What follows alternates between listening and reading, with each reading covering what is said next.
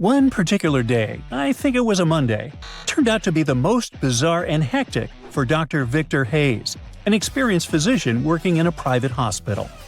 One of his patients tried to sneak out of the hospital. Victor found only 3 pairs of abandoned slippers. To find the patient, he needed to figure out which pair belonged to them.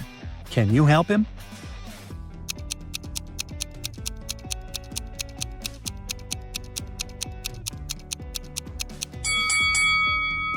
It seems that no one has worn the white pair. The mud marks on the blue slippers mean that the person left but may have returned. The gray slippers appear to have a small white stain, which is actually a piece of cotton that came loose while the person was running. This is the pair of the escaped patient. At one point during the day, Victor noticed something seriously wrong. A patient had been transferred in an emergency, but the original medical record had disappeared. There are 3 folders on the ward counter, all without a name. Take a look at them. Which one is the missing file?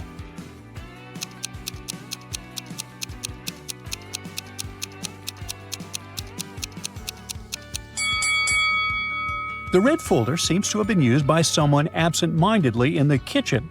The blue one shows definite signs of neglect. It means the green folder is the one the doctor needs. During his lunch break, Victor dropped by a 24-hour pharmacy. 3 people were waiting in line at the counter.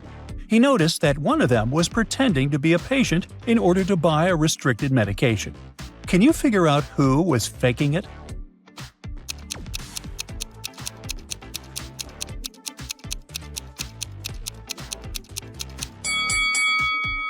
The woman seems to be disguising her identity, but she may just be sensitive to light. The man in flip-flops may have had an accident at home. The young man coughs, but he is interested in eye drops. This medicine doesn't correspond to his symptoms, so he is the one faking it. After lunch, our doctor realized that he had left his notes in the car, so he went to the parking lot. There, he saw 3 cars parked side by side, but one of them had its silent alarm activated, signaling an attempted break-in. Look at them attentively and say which car has been tampered with.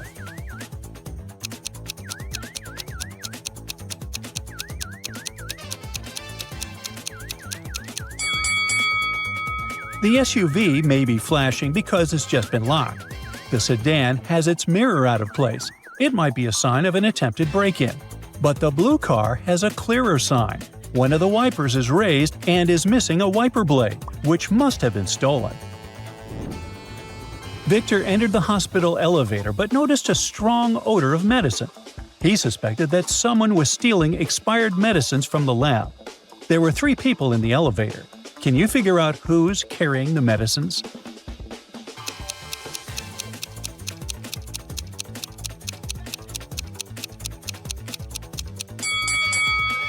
The nurse might be carrying personal items.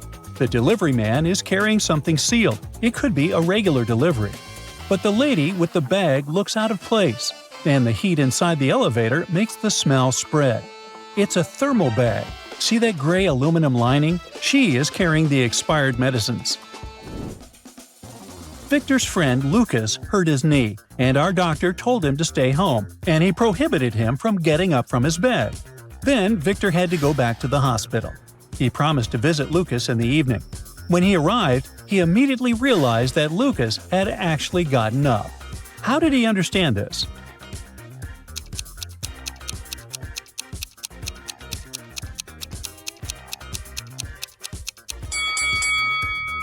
Lucas has moved his bedside lamp from the desk to his nightstand and plugged it in. A patient was rushed to the ER with poisoning. Victor suspected that the poison could have been in the medicine the patient had taken. But the only people who had access to the patient's room were the nurse, the chef, and the janitor. The nurse said she had taken care of other patients at that time. The chef said he had been busy with dinner. And the janitor said he had only cleaned the hallway. Who is the culprit?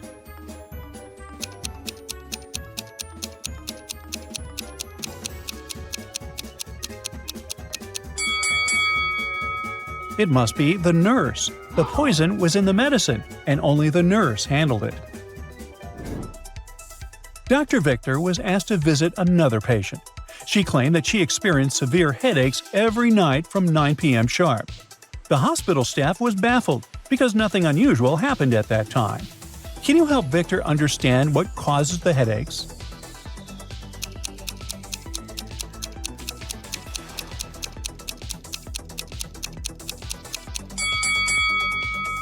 The reason is the noise and vibration from the maintenance machine. David woke up in a hospital with no memories whatsoever. Soon, 3 girls rushed into his room. Each of them claimed to be his only sister. David couldn't figure out which of the ladies was telling the truth and asked Dr. Victor for help. Which girl is the guy's real relative?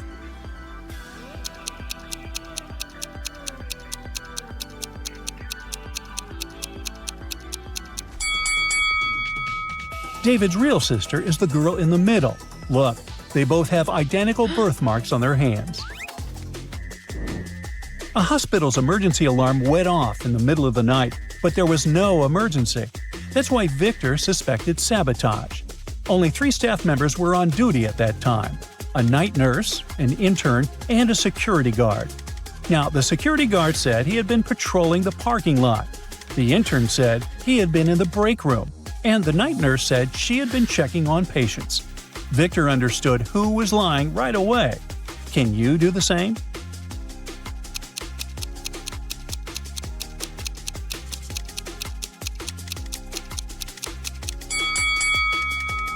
It was the intern. The alarm control panel is near the break room, and only someone close by could trigger it. Dr. Victor's patient complained that a creepy nurse had visited him at night. The figure didn't do anything, just stood in the corner watching him. But the hospital only had 2 night nurses, and both had alibis. Victor checked the CCTV footage and indeed saw a shadowy figure wearing a nurse uniform. Who was this culprit?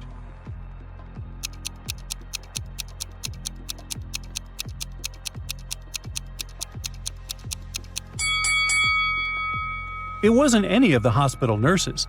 The intruder wasn't wearing a badge, so it was just someone disguised as a nurse. Victor's boss asked him to help with a complicated case. Apparently, a patient got an extra dose of medication and showed side effects. Only a nurse, the patient's doctor, and the pharmacist handled the medication that day. The nurse insisted she had given the right dose. The pharmacist said the labels were correct, and the doctor said he hadn't changed the prescription. Who most likely made the error?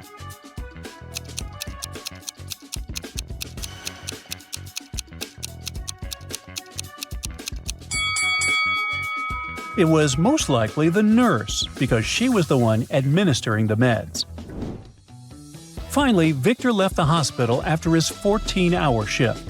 Exhausted, he took the same road he always did to get home. But this time, he arrived at a gas station 10 miles in the wrong direction, without ever making a turn. He swore he followed his usual route. No GPS error, no detours, no road closures. And the car had no signs of tampering. How is it possible?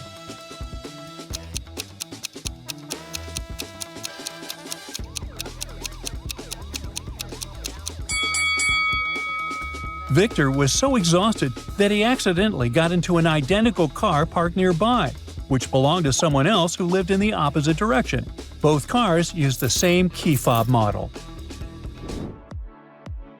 The next day, Victor had several patients waiting for him, but he understood at once that one of them was just pretending to be sick.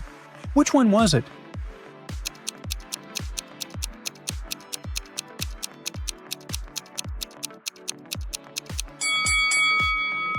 It's the guy with a cast on his right arm. His phone is in his right pocket. It'd be extremely uncomfortable to put it there with the left hand.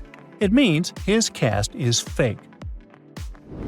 3 pregnant ladies were waiting for the doctor, but one of them wasn't really expecting. Which one?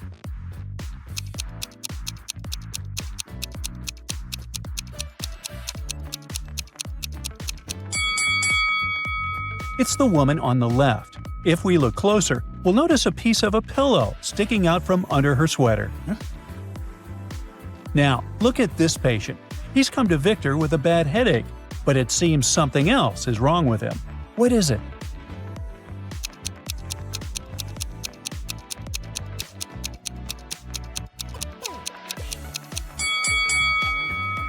His left leg is green.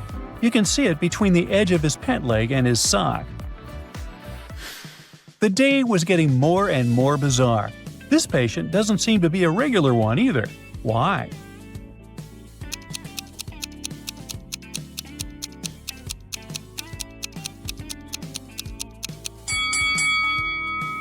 She's got 6 fingers on her left hand and only 4 on the right one. But she can still count to 10. A tourist got lost and found 3 houses. In the first one, the light is on, but the windows are boarded up from the inside. In the second one, the doors are wide open and a radio is playing inside. In the third house, everything is covered in dust, but there's a warm cup of tea on the table. Which house is the safest to enter?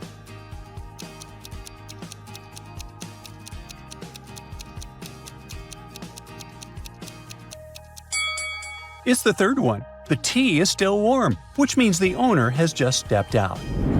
Mr. Johnson keeps his socks in a dresser drawer. He always buys them in only 3 colors – brown, blue, and green – and stores them all together. Mr. Johnson has an important meeting. He pulls the socks out of the drawer one by one without looking. What is the minimum number of socks he must take out to be sure he has a matching pair of the same color?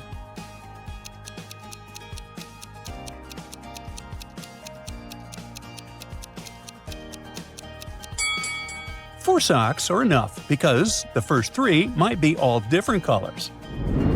3 people are sitting at a table: a doctor, the son of the doctor's father, and the father of the doctor's son. How are these people related?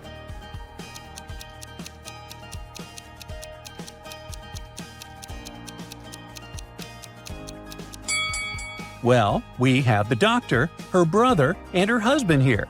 The doctor is a woman. The son of the doctor's father is her brother, and the father of the doctor's son is her husband. An archaeologist went down into an underground passage with 3 corridors. He can smell food from the first corridor, but the cobweb at the entrance was untouched. There's light coming from the second corridor, but there were many old torches with no traces of soot. The third passage was completely dark, but the floor was covered in fresh, muddy footprints. Which corridor did he choose to find people?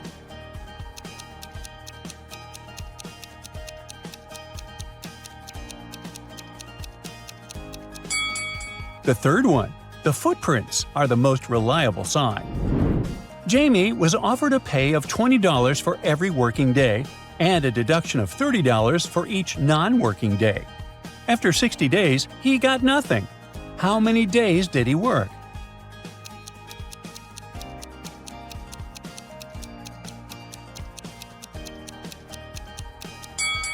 If Jamie had worked every day, he would have made $1,200. For each non-working day, he lost $50. Since after 60 days, the worker earned nothing, he lost $1,200. Divided by 50, and we get 24 non-working days. So the number of working days was 36. A famous detective stared at a strange note. It was partly written in Asian characters, partly in numbers, and partly in the English alphabet. Can you read it?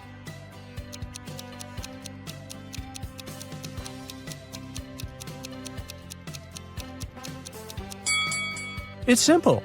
When you remove all the foreign symbols and numbers, you get I love Brightside. Aww. 3 friends boast to each other. One says that she has a loving husband and kids. Another claims she has a brilliant career, a rich husband, and children. The third one says she has all the same, but one of them is lying. In reality, she is a single mother. Who is it?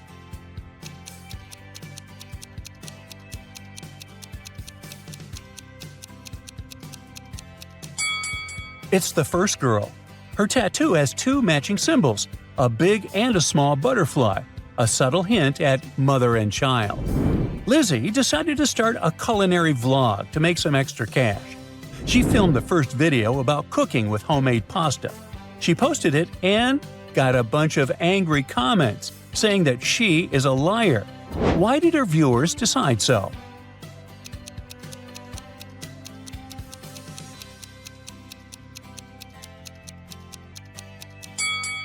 There are 3 empty instant noodle containers sitting on the counter. Obviously, that pasta wasn't homemade. Sam and Sarah are competing for the scholarship of their dreams from the Astronomy Society. The final presentation will decide who wins. After looking at the presentations of both contestants, the jury chose Sarah and told Sam to get more serious if he wants to achieve something. Why did they say so?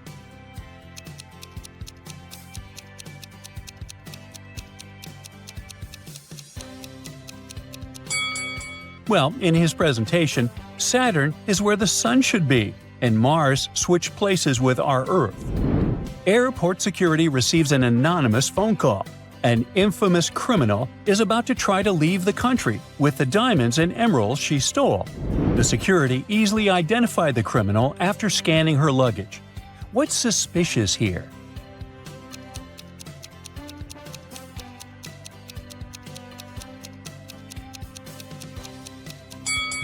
This shoe is clearly larger than all the others, and it doesn't have a pair, so she's probably hiding something inside it. Jackson was going home from a night shift and decided to have breakfast at a roadside diner. There was just one more visitor inside and a waitress who seemed a bit weird. Jackson ordered a full breakfast for $20, but when it was time to pay, the waitress brought him a bill that said $505. He paid, went outside, and called the police to report an emergency. Why did he do it?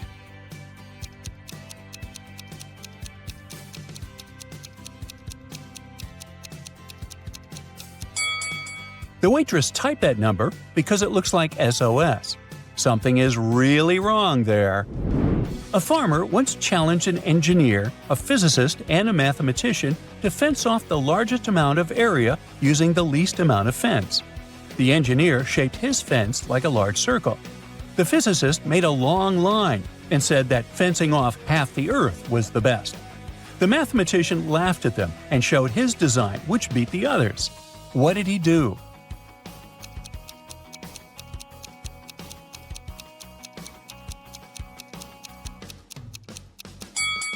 The mathematician made a small circular fence around himself and declared himself to be on the outside. Ooh, smart. Nancy stayed late at work and got locked up in the office. To get out, she must guess the 3-digit code to the door. There's a calendar next to it, and it has the letters WMF at the bottom. Can you help her figure out the code?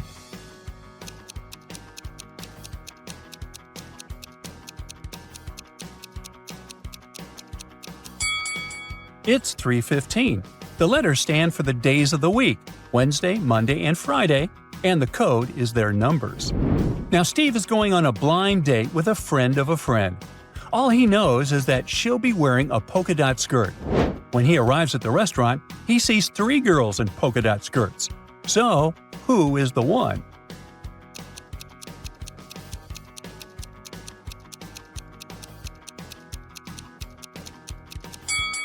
There are 3 empty plates and 2 glasses on the first table, so the girl isn't alone. The second girl has almost finished her coffee and is working on her laptop, so it must be the third girl, patiently waiting for Steve. A frog falls to the bottom of a 30-foot well. Each morning, the frog climbs 3 feet up, but each night it slips 2 feet down during sleep. So at the beginning of the first day, the frog has 30 feet to go. At the beginning of the second day, it has 29 feet to go, and so on. How many days does the frog need to escape from the well?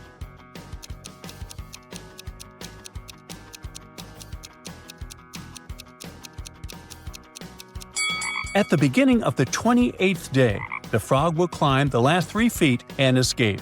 Ribbit. All right, your brain must be boiling by now. Let's give it a little break. Try to find the hidden animals in these pictures. Here's the first one.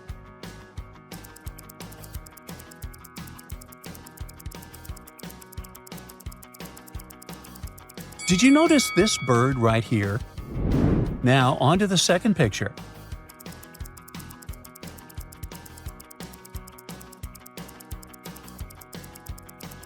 Yep, it's a butterfly right here. Now, the trickiest of them all. There's a chameleon hiding in this forest. Can you spot it?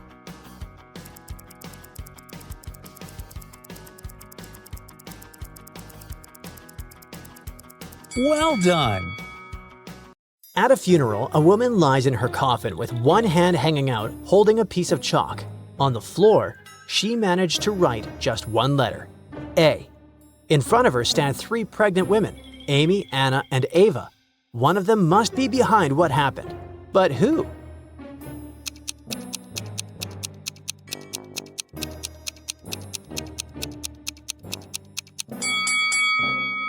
Look closely.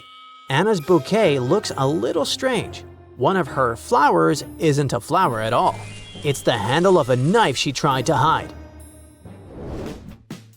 After school, Emma has a strange feeling that someone's following her. She walks faster until she reaches her locker. Inside, there's a note written in red letters. It says, "Readers unite now." Can you figure out what it means?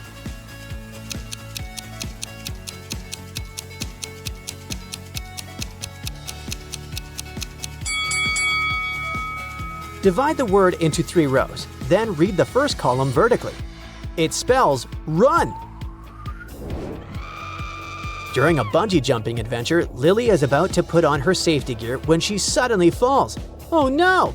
A camera captures the moment and 3 people are nearby: her sister, her best friend, and the instructor. One of them pushed her. Who do you think it was?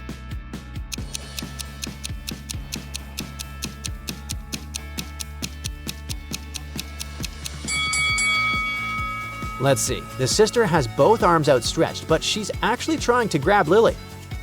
The instructor is preparing the gear for a safe jump, but her best friend is trying way too hard to act innocent. He's the one who pushed Lily. David walks into an old haunted house. He steps into a dusty classroom, looks around, and laughs. Ha! There's nothing scary about this place. But suddenly, the lights flicker and the door slams shut behind him. He's trapped. On the blackboard, glowing numbers start to appear. He realizes he has to solve this puzzle to escape. Can you figure it out?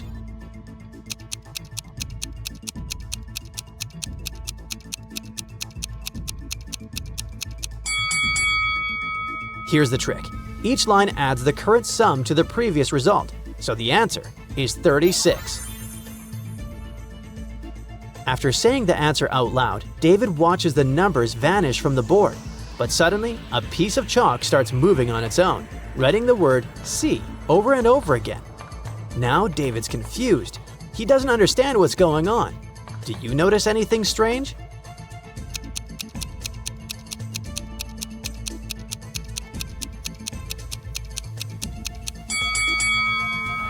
Look closely. In the middle of all those C words, there's one that says C. Oh! This school's ghost must be telling him to look at something.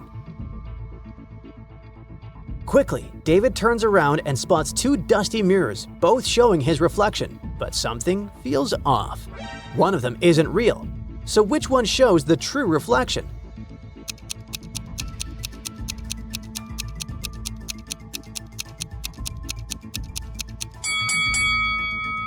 Remember, the chalk was moving by itself. David never touched it, so the real reflection is the one that shows his empty hands. A jewelry store is robbed and the security camera catches the moment. But we can only see the thief's hand reaching for the jewels.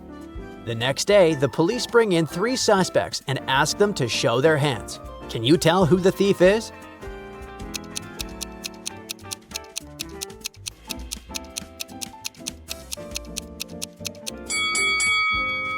It's suspect number 3. Look closely. There's a band-aid right where the thief's tattoo was during the robbery. He's just trying to cover it up. 2 pairs of twins walk into an eyewear store. Ruby and Rose pick these glasses. Oliver chooses his pair next. Now it's William's turn. Take a close look at the glasses. Which ones will he pick?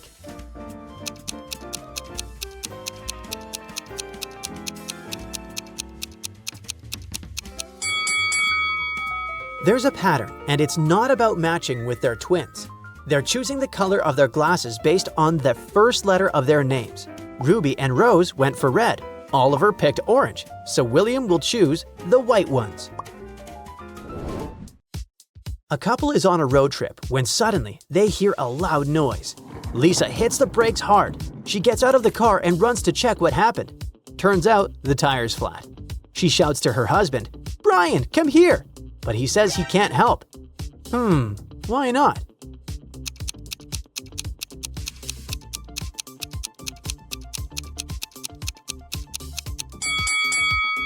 Lisa ran out of the car so fast she didn't realize she locked Brian in. He simply can't open the door. A university opened new teaching positions, but with one special rule. The new professors had to know how to write with their left hand. 3 candidates took the test and wrote a word on the board. The judges saw the middle one writing with his right hand and immediately disqualified him. But he swears he followed the rule. How is that possible?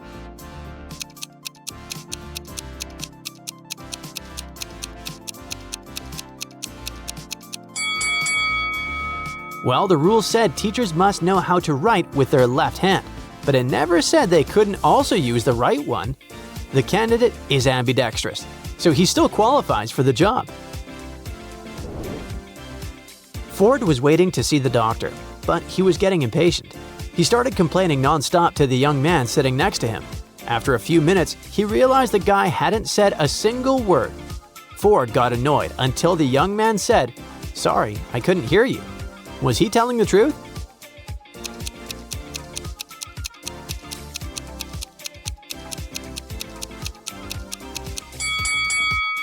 Yes, he was. We all saw the noise-canceling earbud in his right ear, but what Ford didn't know was that the young man was deaf in his left one. Uh-oh. A man is flying in a helicopter when the pilot suddenly passes out. There are 3 things he can do: try to fly it himself, use the emergency radio, or jump with an improvised parachute. What should he do?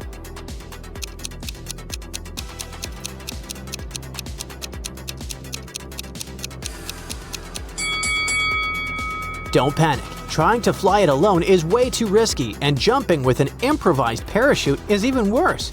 But the radio connects him to rescuers who can guide him safely. The best move is to call for help.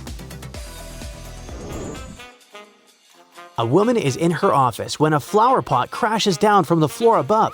Someone tried to harm her. She looks up and sees 3 coworkers nearby: Clara, Mia, and Daniela. Who did it?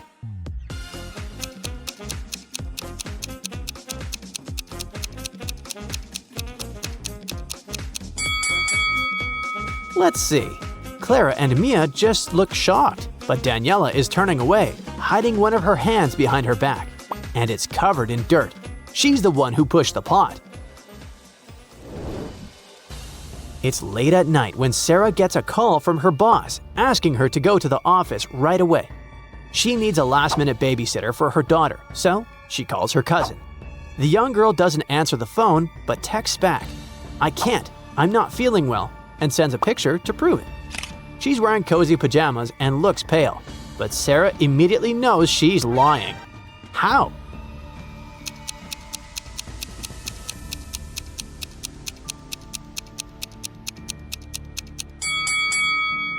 Look closely. The photo's background shows daylight streaming through the window, but Sarah called her at night. The picture must have been taken on another day. A woman is climbing Mount Everest when a freezing wind hits her. She finds 3 items nearby: a blanket, a bottle, and a coat. Only one can save her life. Which should she choose? Think fast.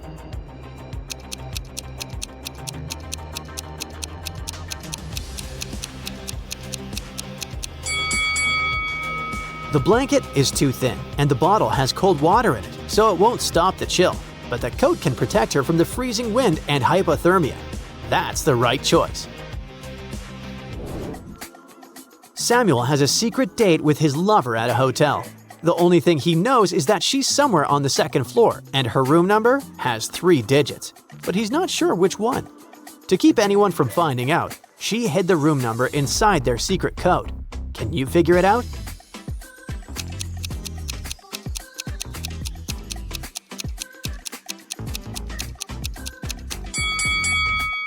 She's on the second floor, so the room number must start with 2. The only 2 in the code is right here, followed by 5 and 6. That means her room is number 256. Dan and his wife are training for a marathon at the end of the month. Today was practice day. Dan left home at 1 p.m. His wife left half an hour later, and she runs twice as fast as he does. Yet, she never catches up. How is that possible?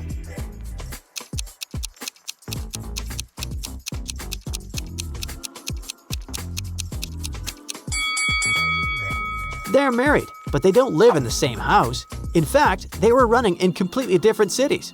So of course, she was never going to catch up. And that's it for today's Mystery Marathon. So how many riddles did you get right? Tell us in the comments and challenge your friends to see if they can beat your score. After classes, Margot was studying in the library. At one point, she left for the bathroom. When the girl returned, she found out her wallet was gone. Margot immediately called the police. The librarian said she'd seen some guy, but she had poor eyesight and couldn't remember what he looked like.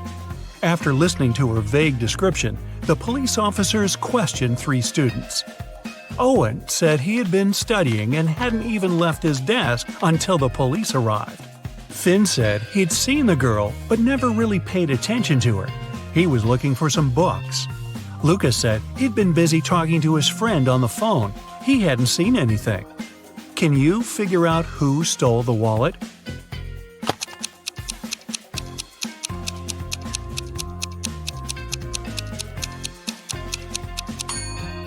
It was Luca. He said he'd been talking on the phone, but it's prohibited in the library. If he had used his phone, he'd have been immediately kicked out. So he's lying. During a casual walk deep in the forest, Esme got lost. After hours of wandering, she saw a witch's house. Esme asked the elderly woman to show her the way back. The witch refused, but she was in a good mood and offered a deal. She gave Esme 3 apples. 2 of them were poisoned and 1 was okay to eat. The girl had to pick 1 apple and bite into it.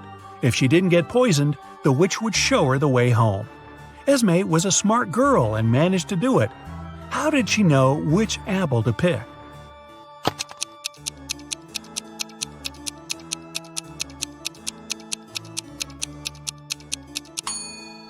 In one apple, there was a worm, which means it was safe to eat. A student was having an exam and he was about to fail it. The professor decided to give him one more chance and asked the last question. It was, "What's my oldest daughter's name?" The student was puzzled. The professor decided the question was too hard and gave the guy a hint. He wrote down 3 numbers, 58, 3, and 11. Can you help the student answer the question?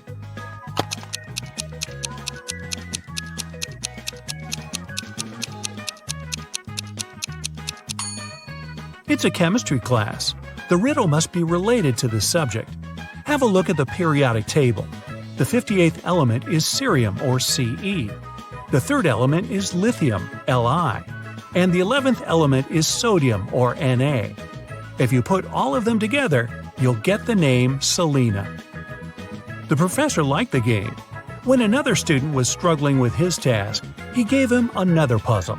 The man said, "I have daughters. All of them, except 2, have dark hair.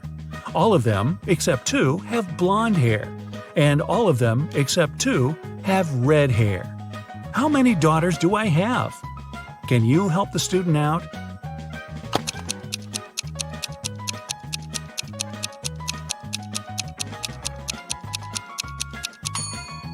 This time, the riddle has nothing to do with chemistry.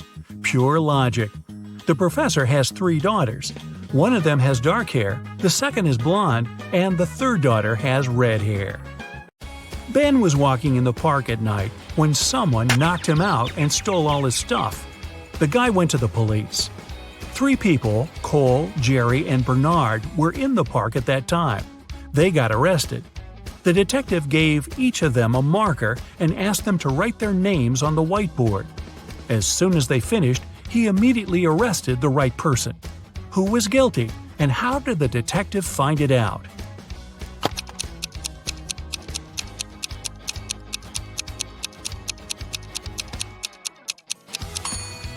It was Jerry. Ben was hit from the right. It means the person who did it was left-handed. Among the three suspects, that's only Jerry. Really? Ben and Jerry? I think I need some ice cream. A member of an expedition to the South Pole found himself in a frozen cave. He didn't remember what had happened, but he knew he had to get out. The man saw 3 doors and a note saying what was behind each of them. Behind the first door, there was a hungry polar bear. Behind the second door, there was a room filled with poisonous gas. And behind the third, there was a room with sharp icicles falling from the ceiling every second. Which door should the man choose to survive?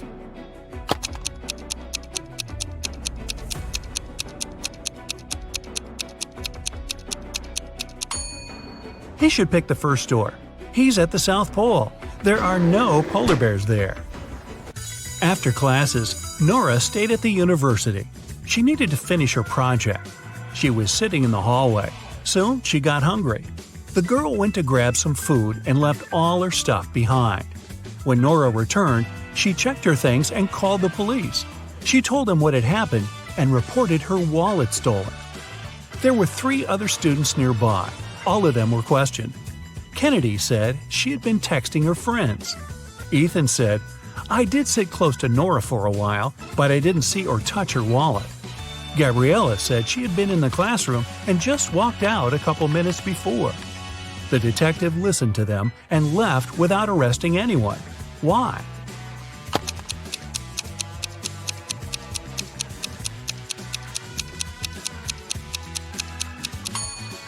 The detective remembered that Nora had gone to get some food.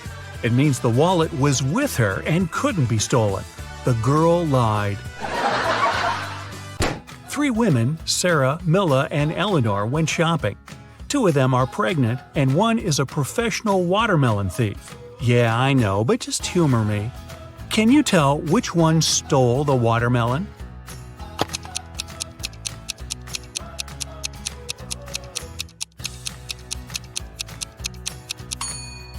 It's Milla. She's wearing heels. It's not the kind of shoes pregnant women would wear. Aurora was spending her summer in the countryside. She often took long walks in the forest alone. One day, she saw a huge mansion. It was obvious no one lived there, so she entered the house. It was dusty inside, but still beautiful. Aurora took some pictures and left the place. When the girl came back home, she looked through her photos. She wanted to pick the best ones to post on her social media, but then she saw one of the photos and screamed. Take a careful look at this photo. Can you see what scared her so much?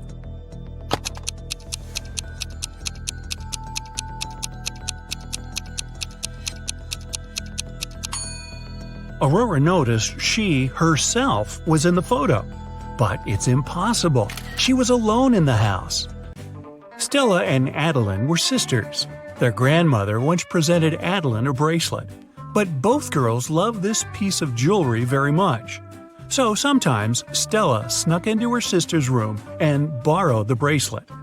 One day, Adeline came home and noticed the bracelet was gone. She knocked on her sister's door. Stella opened the door, realized it was her sister, and shut it again.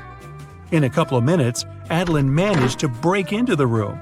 She started searching for the bracelet. Stella told her that this time she hadn't taken Adeline's jewelry. Adeline didn't find anything and had to leave. But on her way out, she remembered something and managed to get her bracelet back. Where was it?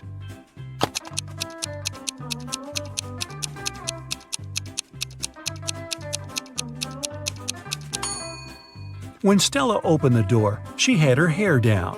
But later, she already had her hair tied up. In those few minutes, she made a bun and hid the bracelet in her hair. On a rainy summer night, Mrs. Miller came home after work. Her neighbor, Mrs. Smith, visited her. The women wanted to have some tea together.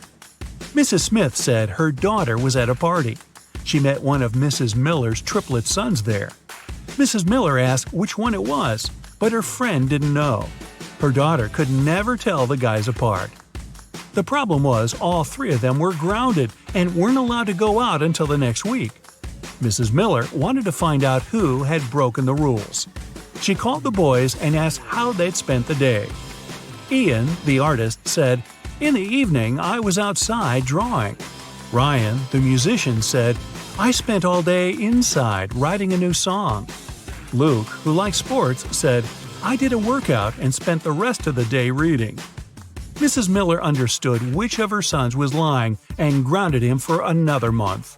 Who's the liar, and how did she know?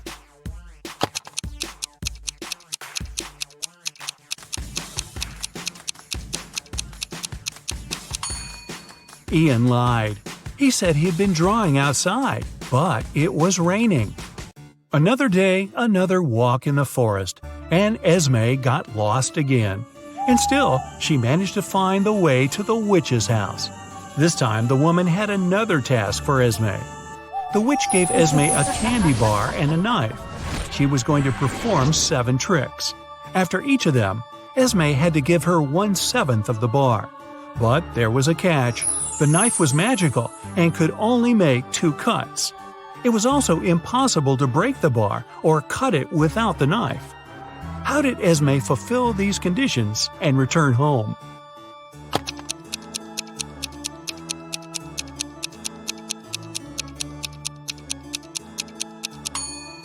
Esme made 2 cuts, dividing the bar into the following pieces: 1/7, 2/7, and 4/7. After the first trick, she gave the witch the 1/7 piece. After the second one, the girl offered the woman the 2/7 piece and took away the 1/7. After the third trick, she gave the witch the smallest piece back. After the fourth trick, Esme took away the first 2 pieces and gave the woman the 4/7 piece. Then she gave her the smallest piece again. After the sixth trick, the girl took away the 1/7 and gave the witch the 2/7 piece. And after the last trick, she gave the woman the smallest part of the bar again. Bonus question. Hey, if Esme is so smart, how come she keeps getting trapped in the forest? I have no answer. I can dig caves, but I don't need a shovel to do it. I store silver and gold in these caves. I can build bridges, and I can make golden crowns. Everyone needs me at least once in a lifetime, but most people are scared of me. Who am I?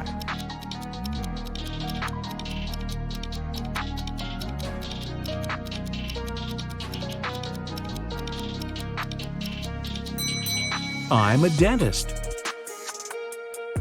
The mystery of growth. When Mike was 15 years old, he hammered a nail into a cherry tree in his grandmother's garden. He wanted to mark his height. 10 years later, he returned to see if the nail was any higher. If the tree grew 1 inch taller each year, how much higher would the nail be?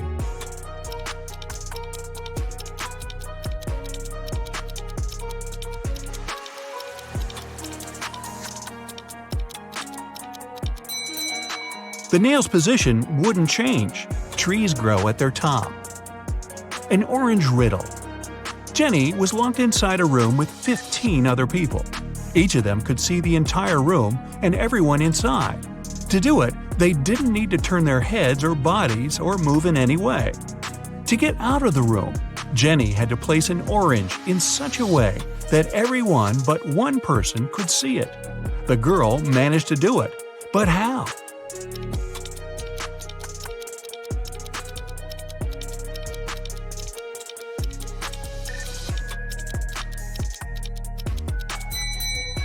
She put the orange on one person's head. Which one is more expensive? Eric went to the supermarket and took 2 oranges and 1 watermelon. They cost him $6. Helen went to the same supermarket. She opted for a lemon, an orange, and a watermelon. The girl paid $8. Oranges, lemons, and watermelons have different prices per piece. What's more expensive, an orange or a lemon?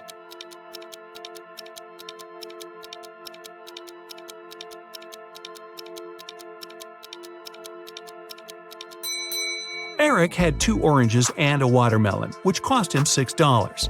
These 2 kinds of fruit have different prices, so it can't be 2 plus 2 plus 2. The only other combination is 1 plus 1 plus 4. Then, a watermelon costs $4. Helen paid $4 for the watermelon and $1 for the orange. It means the lemon cost her $3, which makes it more expensive than the orange. The worried wife. Jason got into a car accident and lost his memory. When he came around in his hospital room, he saw 3 young women near his bed, but the man couldn't remember who they were. Each of them claimed to be his wife. The doctor told him Jason had to stay in the hospital for at least 1 more week. "Sweetheart, what am I supposed to do if you never remember me?" The woman on the left was sobbing bitterly. "Honey, I'm so worried. Let's go home. I don't like it here. I'll take better care of you at home," the one in the middle exclaimed. The girl on the right was furious. "They're trying to steal you from me. Let's leave this place right away." Which lady is the man's wife?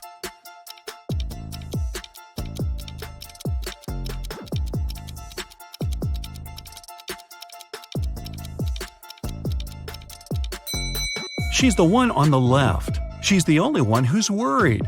The other 2 want to take Jason away from the hospital, but he's injured and needs medical care. The inheritance. Jim's uncle Archibald was a wealthy man who loved playing pranks on his relatives. That's why, when he passed away, no one could find his will. But one day, a few years later, Jim was looking through some old papers. Suddenly, his breath caught in his throat. The document he was holding was his uncle's will. It read, "I hid all my money and other valuables at 3 p.m. sharp under my favorite cherry tree, right where its shadow ends. The one who digs it out will be my heir." Jim was beyond happy. He was going to be wealthy. He drove to his uncle's posh villa and found the cherry tree. He waited till 3 p.m. and started to dig. But try as he might, his efforts didn't pay off. Confused and upset, he had to return home. Why didn't he find anything?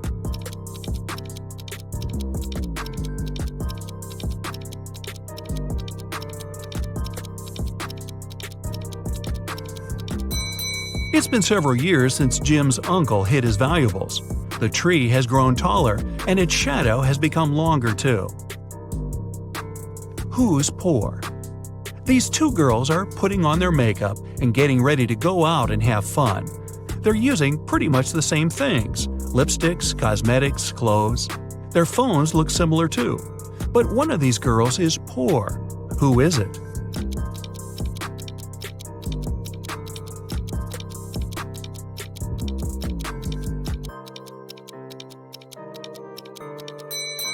Take a closer look at the girl on the left.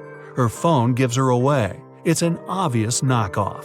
But then again, she saved some money. She won't be poor for long. Who is it? Mark and Liza had been dating for 2 years. One day, the guy came to his girlfriend's house. He was going to propose to her. But when he made it there, he found Liza with another man. Mark was furious. The other guy got scared and rushed out of the house. Liza was shouting it was her brother, but Mark knew better. Unfortunately, he hadn't seen the guy's face clearly. When he ran outside, he saw 3 men. Which one is Liza's lover?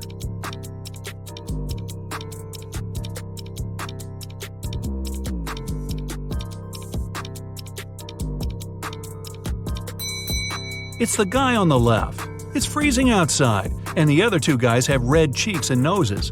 But the third guy's face is pale because he just left a warm house. A weird choice. Every day, Mark rides his bike to the railway station to get to the college. There are 2 stops near his home. One is a mile away from his house, and the other 2 miles away in the opposite direction. In the morning, he always gets on the train at the first stop, and in the afternoon, he gets off at the second. Why?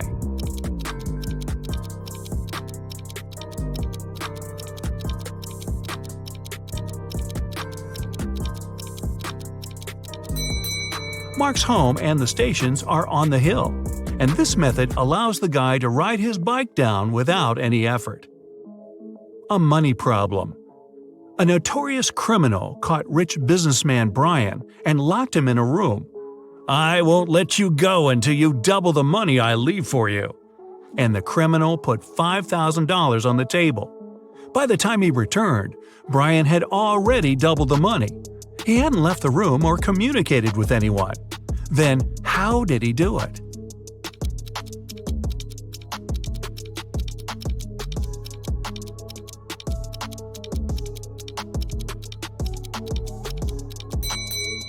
He put the money in front of the mirror. A realization. 3 friends fell asleep under a tree in the countryside. While they were resting, a boy painted mustaches on their faces. Once the men woke up, they started to laugh. But then, all of a sudden, they stopped. Why?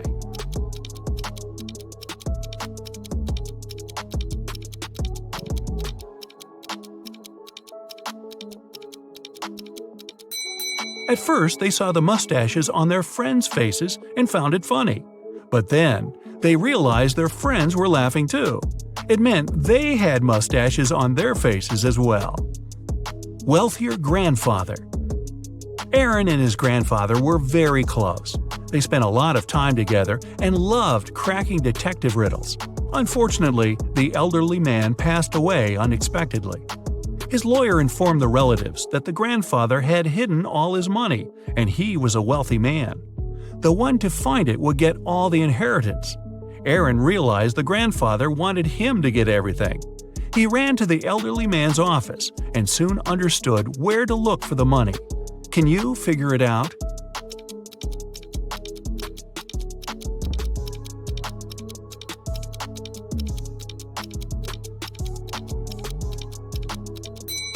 There's a cross drawn on the picture with a fountain. That's the fountain from their garden. Aaron has to look for the money there. Trapped in a well. James was a famous detective who could crack even the trickiest mysteries. Once, he was investigating a case and found some crucial evidence. The next morning, he woke up in a well. It was old and deep, but luckily not filled with water. On the flip side, there was no way the detective could get out to the surface. Suddenly, James saw his main suspect's face at the top of the well. "You won't live long enough to rat me out," the man shouted. And then, the detective felt soil falling on his head. The guy was going to bury him alive. But in an hour, James was already out of the well and running away. How did he manage to get out?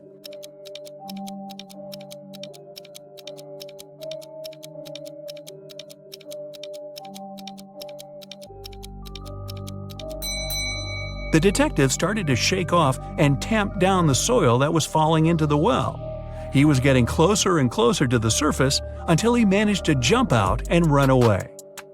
Stolen documents.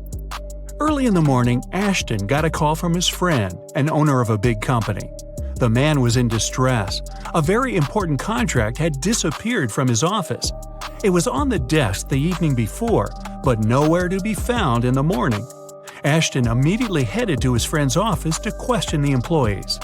In no time, he had 3 suspects. Ben said he'd spent the previous evening at the movies. Mason took his girlfriend out to dinner, and Jesse was invited to a party. It didn't take Ashton long to understand who was lying.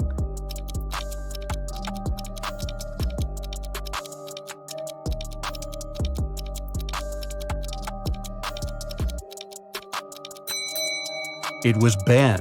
His ticket wasn't torn, so he didn't actually go to the movies. Real or fake? Paul decided to visit his elderly aunt he hadn't seen for several months. But when he got to her house, he saw 2 men wearing construction worker uniforms. They were moving out some furniture. "What are you doing here?" Paul asked. "Mrs. Sanders hired us to help her get rid of old furniture. We're from Pick and Carry Transport Company," one of the men answered. He sounded honest. But Paul was a smart guy. He felt there was something wrong about the whole situation. Suddenly, he realized the men were burglars. How did he understand it?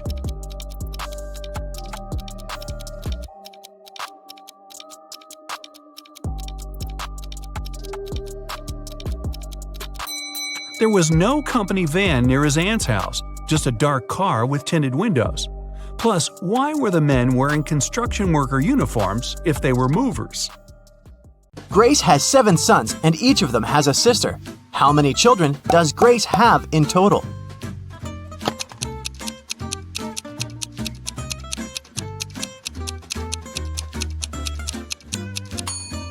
The answer is 8.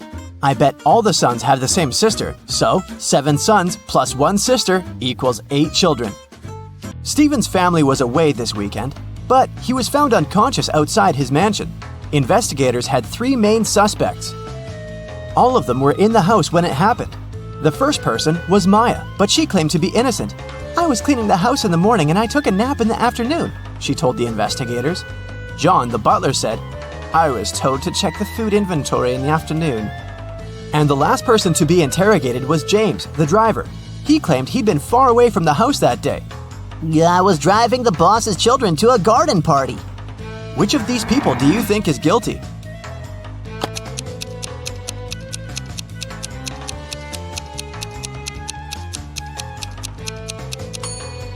It was James. All family members were away that weekend, so his alibi can't be true. What English word has the same pronunciation even after you take away 2 of its 3 letters?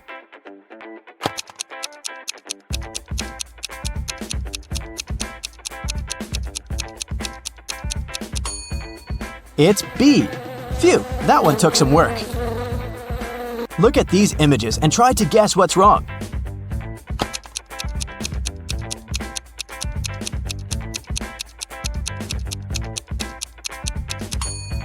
Duh! In the last picture, the woman is trying to eat soup with a fork. Like that would work. On a lazy Sunday afternoon, 7 friends decided to go to the mall. Esme, Evelyn, and Elise grabbed a cup of coffee each, while Ava, Ella, and Emma decided to drink some refreshing soda. Using this logic, can you figure out if Esther chose to drink coffee or soda?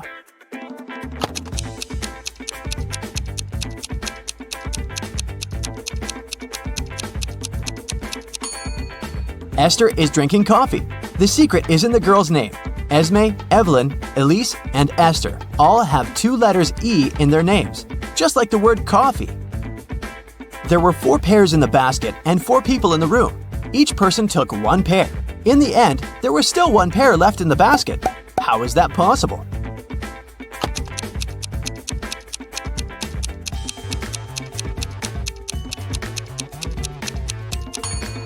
The last person took a pair that was still lying in the basket. Mary's birthday was coming up and she decided to treat herself to a relaxing day at the spa. During a massage, Mary dozed off. When she woke up, the money she had in her purse was missing. Oh no! Mary had 3 suspects. The cashier, Erica, claimed, "I was having lunch in the back." Catherine, the masseuse, said, "I went to the back of the store to get some extra oil." The last person was Monica. She was another customer. She said she hadn't seen anything and had just been waiting for her appointment. Can you tell which one is the culprit?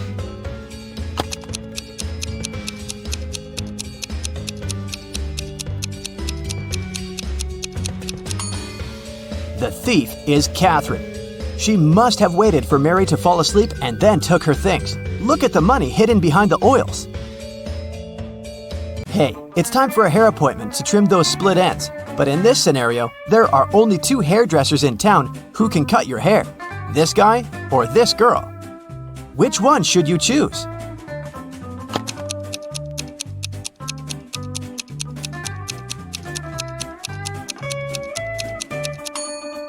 The girl, of course. If there are only 2 hairdressers in town, that means they cut each other's hair.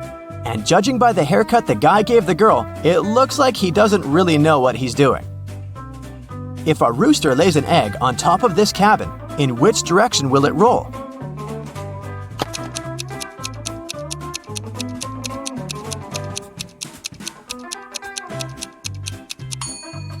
Aha! Roosters don't lay eggs, so it wouldn't roll anywhere.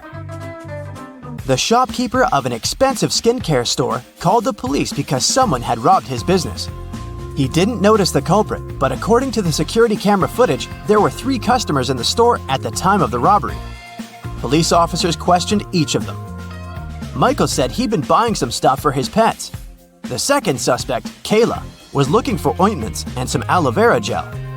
The last person, Rachel, told the interrogators she'd been busy looking for lotions. Can you tell who's lying?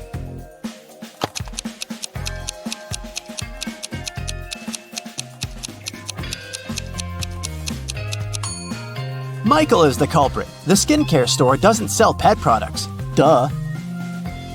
Peter is a rich man who owns a lot of expensive jewelry. One day, he woke up and noticed that all of it had been stolen. Uh-oh. He called a private detective to solve this case. Peter's wife Carla was the first one to be interrogated. "I was showering at the time," she said nervously. Bianca, the housekeeper who had been working for the family for years, was not in the house. She said, "I was cleaning the garage." The last suspect was Barb, the house chef. "I was making lunch for the family," she told the detective. Can you tell who stole the jewelry?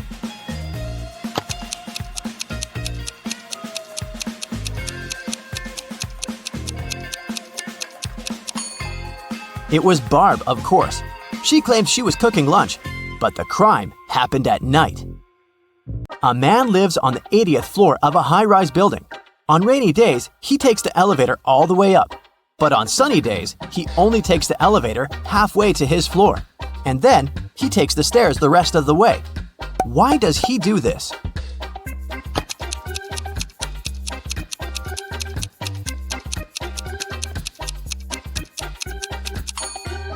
Well, my friends, it so happens that the man is short. Normally, he can only reach the 40th floor button.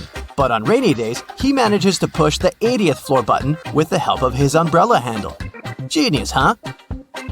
On a rainy day, Miranda decided to work from home. At one point, she went to the bathroom, but when she got back, she noticed that her cell phone and money had been stolen right in her own house during the day. There were 3 people in the house at the time. Her sister Beth claimed it wasn't her. "I was still asleep at the time because I'd gone to bed late yesterday." Her other sister Anna said she'd been taking a stroll in the garden when it had happened. "I was watching the night-scented orchid bloom." And lastly, there was Josh, Miranda's boyfriend. "I've just got home for lunch," he said. What do you think? Which of these 3 suspects stole Miranda's money and cell phone?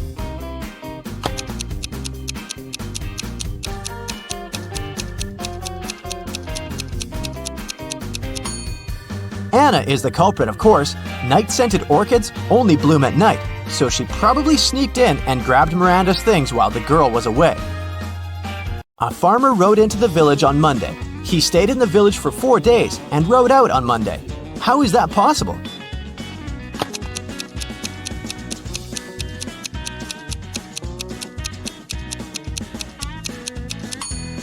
The farmer's horse is named Monday. I bet you didn't guess this one, did you? Uncle Ben's farm experienced a terrible downpour, and all but 15 pigs were missing and couldn't be found. How many pigs are still in the barn?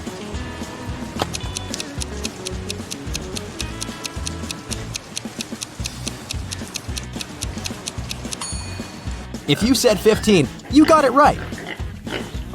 So, there are 3 important rooms in a house. The first one is a library full of rare books. The second room stores piles of money and gold.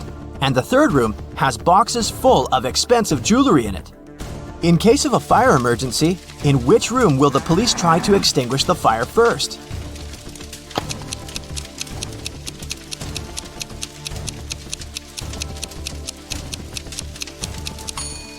The correct answer is none. Police officers don't fight fire. That's the job of firefighters. Virginia accidentally sent an email to her boyfriend instead of her best friend. She didn't want her partner to see it, so she took his laptop while he was sleeping and tried to delete the message. The laptop required a password to unlock. Luckily, there was a post-it with a hint. History, 3. Music, 5. Book, 2, 3, 1. Yellow, 1. What's the passcode?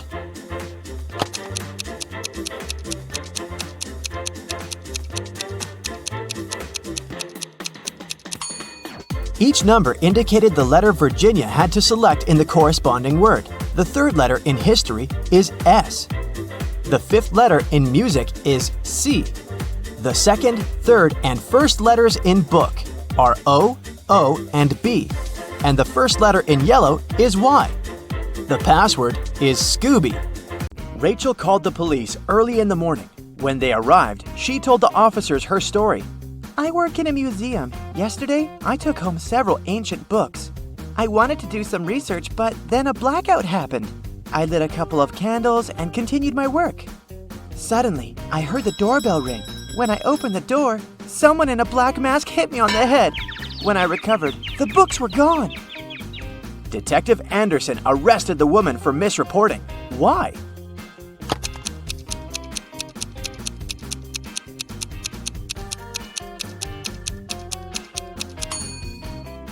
If there had been a blackout, the doorbell wouldn't have been working. After a bank had been robbed, the police found a bag with money in the park. It was lying among cacti. The police officers arrested 3 suspects. It didn't take long to figure out who the bank robber was. Do you know who it is?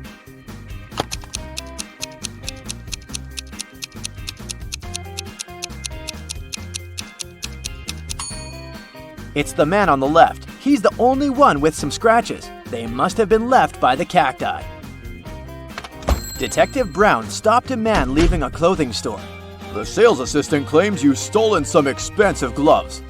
These are my gloves! I've had them for ages, the man exclaimed.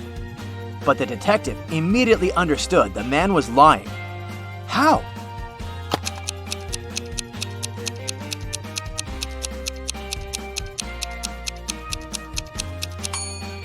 The man wouldn't be able to use these gloves. They're both for the same hand.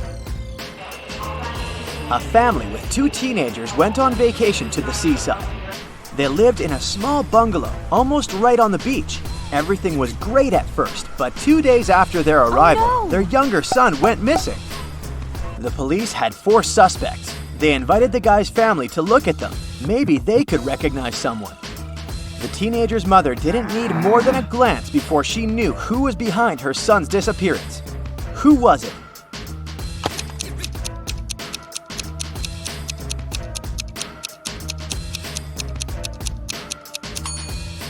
It's the man wearing the missing guy's baseball cap.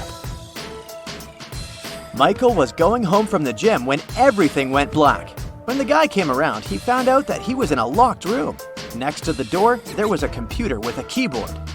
On the screen, there was a riddle. Michael had to type the correct answer, and the door would open. The riddle went like this. It makes 2 people out of 1. What is it? Michael typed the correct word, and the door opened.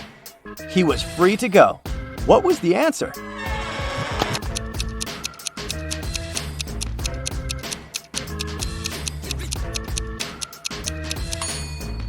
It's a mirror. Police detective Thomas Davis was walking along the street on a winter evening. Suddenly, he saw a person in a black mask sneaking out of a house through the window. They were carrying 2 large bags. The detective realized it was a burglar. He ran after the stranger, but they turned the corner and disappeared. Thomas understood that the criminal had hidden in one of these houses. But which one?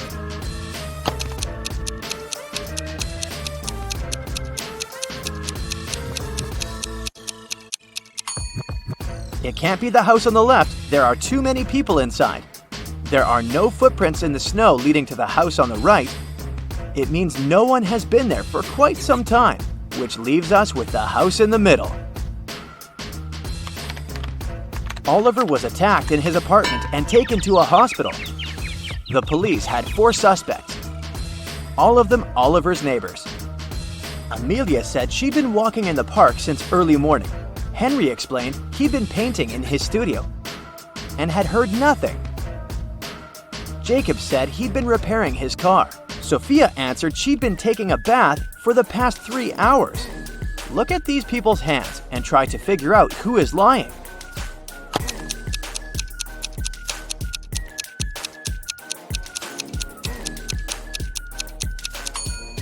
It's a bit strange that Jacob, who'd been repairing his car, and Henry, who'd been painting, both have such clean hands. But they could have been wearing gloves. At the same time, Sophia's hands and fingers aren't wrinkled. but it would be a natural skin reaction after 3 hours in a bathtub. How many bricks does it take to complete a building?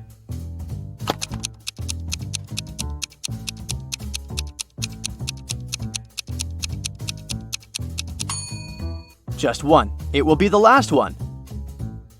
A man wanted to buy a used car. He found a nice one which cost $9,000. He bought it and didn't pay a dime for it. How come?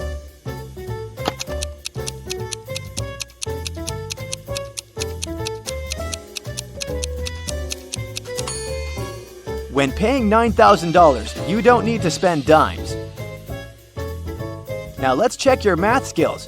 How can you write 45 using only the number 4?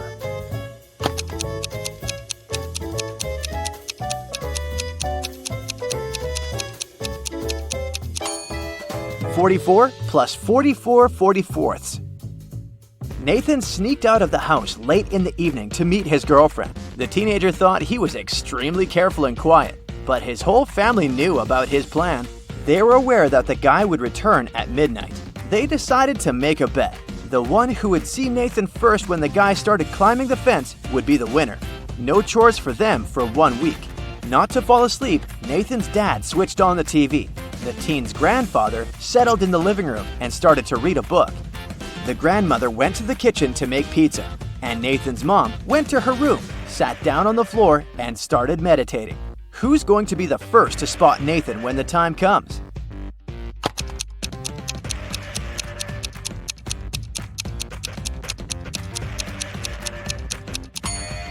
Nathan's mom. Her eyes will be used to the darkness, and she will see better than the others. The CEO of a large company called the police. He was sure that one of his employees, Victoria, had stolen a memory card with secret information. She was going to sell it to the competitors. The police arrived at Victoria's house, but the woman didn't let them in without a warrant. The officers had to leave to get all the necessary papers. When they came back, Victoria was already sitting in her car, ready to drive off. The police officers arrested the woman. They searched her car and clothes, but found nothing. And then, when they were about to give up, one of the detectives realized where Victoria kept the memory card. Can you figure it out?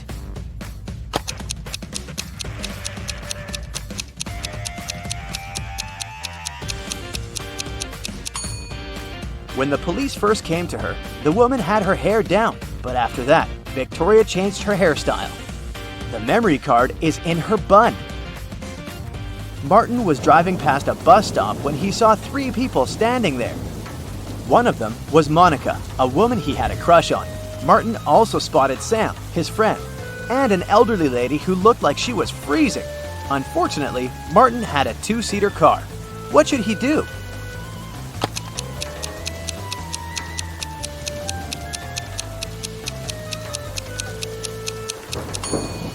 He should let Sam borrow his car and stay at the bus stop with the girl he likes. This way, Sam will be able to give a lift to the elderly woman, and Martin will have more time to get to know Monica better.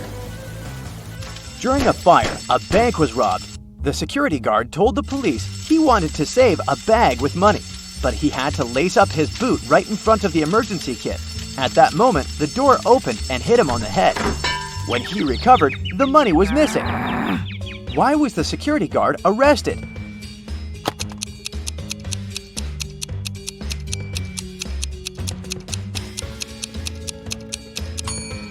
All emergency doors open outward. Detective Adams came to the park to have lunch in the sun, but his attention was drawn by 3 men running around a fountain. Each of them was shouting, "Thief! Catch the thief!" The detective was confused. Who was the real thief? That's why he just kept watching. After some time, the distance between the men shortened. Detective Adams immediately realized who the real thief was. Can you figure it out too?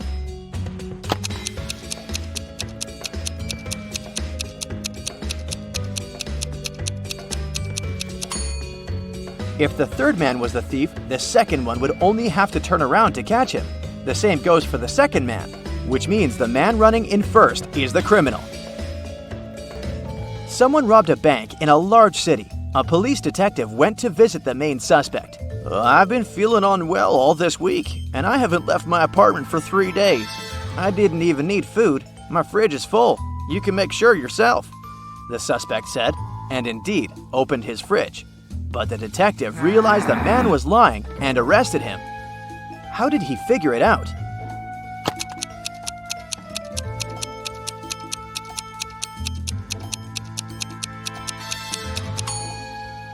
First of all, the bread on the table looks fresh. Plus, if the man had been staying inside for 3 days already, his fridge wouldn't be that full. Atlas woke up in the attic of an abandoned house. He tried to find a way out of the house, but all he could find was a room with 3 doors. Each door hid a different danger. The windows and floor of the room behind the first door were made entirely of the magnifying glass, which meant that sunlight burned anyone who entered. The second door hid a room filled with toxic gas, and behind the third door, there was a hungry lion. Which door should Atlas choose to escape?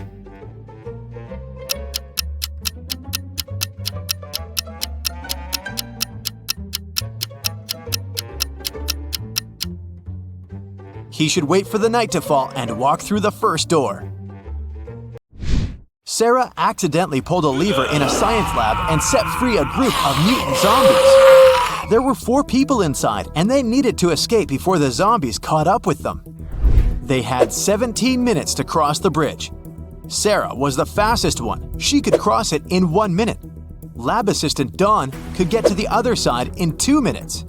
But the janitor and the professor needed 5 and 10 minutes to cross the bridge.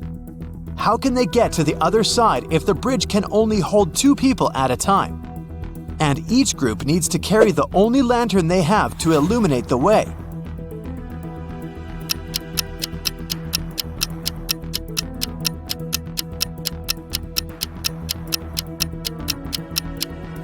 Here's how it works. Sarah and Dawn cross first, carrying the lantern. It takes them 2 minutes. Then, Sarah runs back with the lantern. She hands the lantern to the professor and the janitor. They cross the bridge together in 10 minutes. That makes 13 minutes. Dawn grabs the lantern and dashes across the bridge to help Sarah get across. It takes him 2 minutes to get her, and then they need 2 minutes to return. Sarah and Dawn arrive safely, just in time to cut the rope. One evening, Beth called the police to report a crime. She told the officer that she had just been robbed and asked the police to come to her house straight away. When the police arrived at Beth's place, they found her tied up in a chair in the middle of her living room. They asked her what happened, and she told them that a masked guy had broken into her house, stolen all her money, and tied her up in a chair.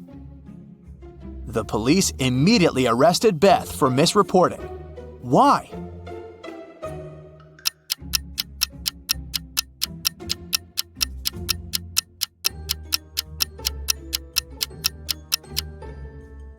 Because if she had been tied up, she wouldn't have been able to call the police. She most likely made the whole thing up. Sydney told her mom that her gymnastics team would go to a sports camp for the weekend. She asked her mom to help her pack a bag for her trip.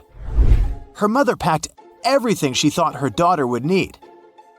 When Sydney came back, she told her mother all about the trip.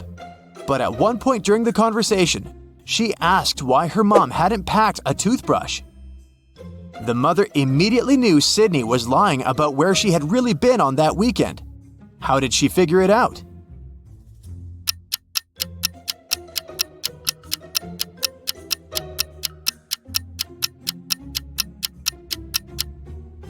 Because Sydney's mother did actually pack a toothbrush, but she put it under Sydney's gymnastics clothes. If Sydney had really gone to the camp, she would have used the clothes and found the toothbrush. Susan can't remember who her husband is. Can you help her figure it out?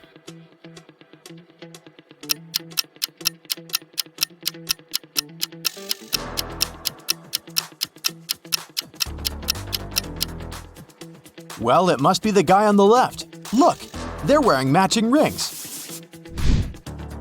Kimberly discovered 3 bags in an old attic. There was also a note. It said that there was $1 million inside one of the bags. It also added that the other 2 bags were empty. Kimberly only had one chance to figure out which bag had the cash. And only one of the messages written on the bags was true. On the first bag, it was written, "The cash is not here." On the second bag, it was written, "The cash is not here." The last bag claimed, "The cash is in the second bag." If you were Kimberly, which bag would you choose?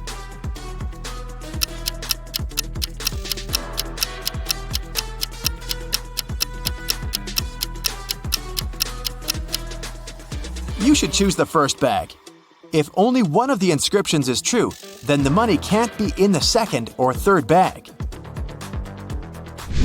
Ben asked his boss for some time off. He wanted to go on an expedition to Antarctica. His boss allowed him to go on one condition.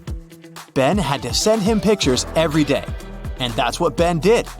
He sent his boss many different pictures on his icy adventure. On Ben's first day back at work, his boss fired him, saying Ben had lied to him and he had never been to Antarctica. How did the boss know?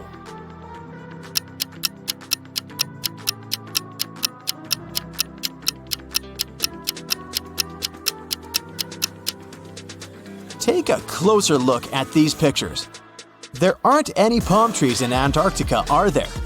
It looks like Ben went to the seaside and forgot to remove the palms from his pictures. Becca came back after a 2-week vacation in Egypt. During her trip, she bought a beautiful emerald and wanted to show it off to some of her friends. She threw a party just for her closest friends, but the next day, she noticed that the emerald was gone. Becca immediately called a detective and asked him to help her find the thief. She showed him some of the pictures she had taken the night before. The detective took a quick look at the photos and almost immediately realized who had done it. Take a look at these pictures. How did the detective find the culprit?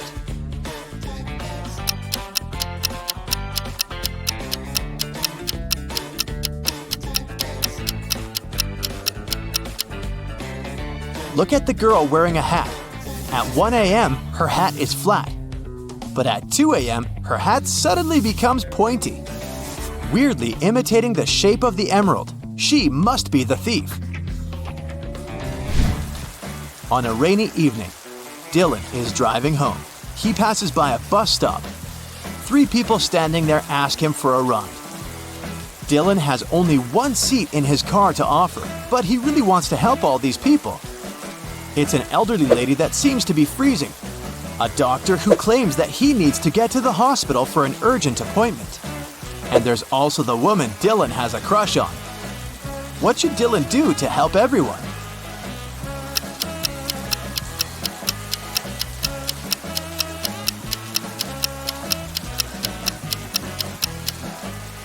Dylan can offer the doctor to borrow his car, but he should also ask him to drive the elderly lady home first. As for the guy himself, he can wait at the bus stop with the girl he has a crush on until the doctor comes back and returns his car. Lily was the manager of a men's clothing store. She was walking around the store when she noticed that a pair of expensive green pants was missing. She went over to the fitting rooms to check if someone had left the pants there. Instead, she saw 3 men getting ready to leave the store. Lily immediately understood who had stolen the pants. Take a look at this image and check if you can figure out which man is the thief.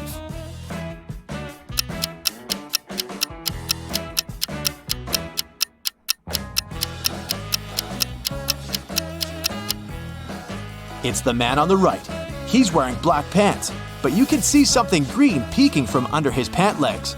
He must be wearing the stolen pants under his own. Josh was walking through a forest at night and came across an old castle. Pretty soon, he met 3 cloaked figures. When Josh asked them who they were, they answered that they were 2 werewolves and 1 vampire.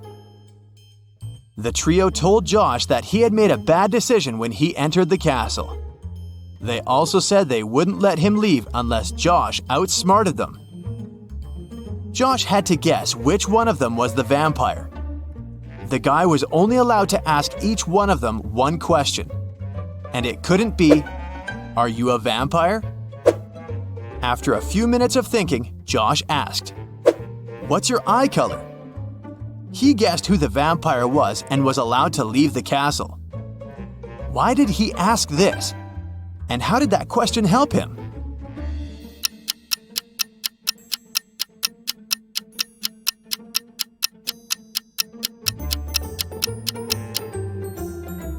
Vampires don't reflect in mirrors and don't appear in photos, so the vampire probably wouldn't know what color their eyes are.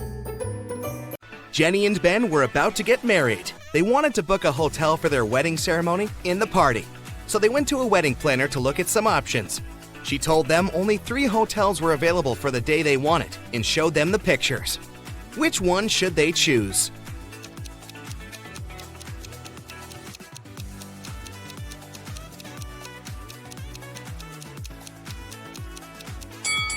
Take a closer look at the 3rd floor windows of the first hotel. In the last window on the right, there's a creepy shadow of a monster that appears and disappears. 5 stars or not, no one would like to get married in a haunted place unless they're an Addams Family member. In the 3rd hotel, only has 2 stars. It probably doesn't have the facilities to host a wedding, so the best choice is the 2nd hotel. Great choice, the wedding planner said, and you're in luck because they actually have a great discount offer. If you can answer this riddle correctly, you won't have to pay for the ballroom rental. Here it is. Those who have it, do not say it. Those who take it, do not know it. Those who know it, do not want it. What is it? Do you know the answer?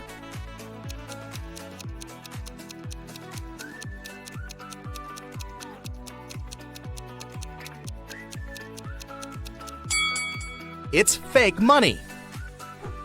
The next day, Ben and Jenny went to the hotel to pick the best ballroom for their party. The hotel manager took them to 3 different rooms where they could host everything, from the ceremony itself to the dinner and after party. Which one should they pick?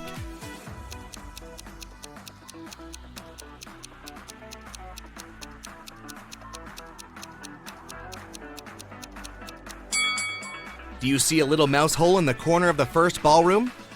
The couple wouldn't want such uninvited guests at their party. As for the 2nd ballroom, the chandelier looks like it might fall down any minute. Not the safest option, so they should pick the 3rd ballroom. It was time for Ben and Jenny to pick the wedding menu. Since they were not paying for the venue, they wanted to spare no expense in serving food that the guests would never forget. That's why they called 3 different Michelin star chefs. Each of them prepared a different dish and presented them for a tasting. Which chef, and therefore which dish, should they go for?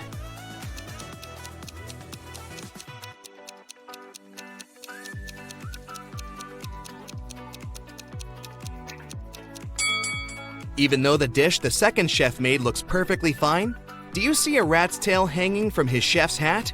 There must be some ratatouille situation going on there. So that's a pass. The 3rd dish looks like spaghetti, right? Well, look again. Those are actually very thin snakes. Exotic flavors might not be the best option, so they better go with the classical burger that the first chef made. Before they made their wedding vows, Jenny had to say yes to a dress. So, she went to a couture store to check their wedding gown collection.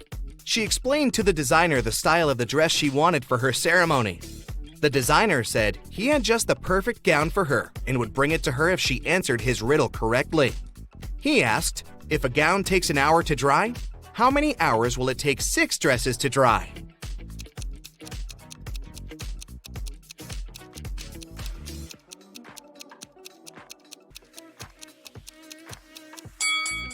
It'll still take 1 hour because they'll all dry at the same time. Ben had one last item to buy on his wedding shopping list, and it was what fastens 2 people yet touches only one. Can you figure out what it is?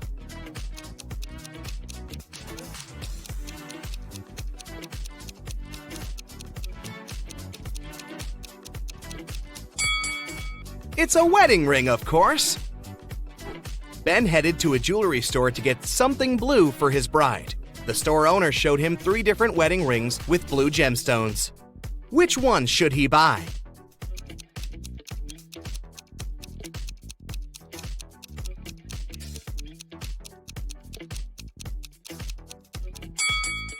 The second ring has an engraving inside, so it must have belonged to someone else before.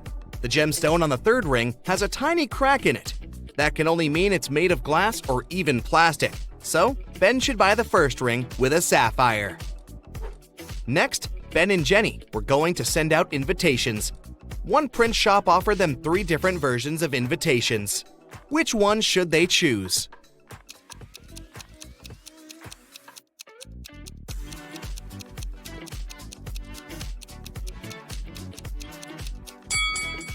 Do you remember the name of the hotel they booked? It was Sunrise Lodge, but the first invitation says Sunset Lodge. So this one won't do. And on the third invitation, their names are printed as Benny and Jen. That's not our couple, so they should choose the second invitation. Before the wedding, 3 of their friends paid them a visit. One of them brought a painting as a wedding gift, but all 3 claimed that they were the artist who had created it. 2 of them must be lying. Can you figure out who the actual artist is?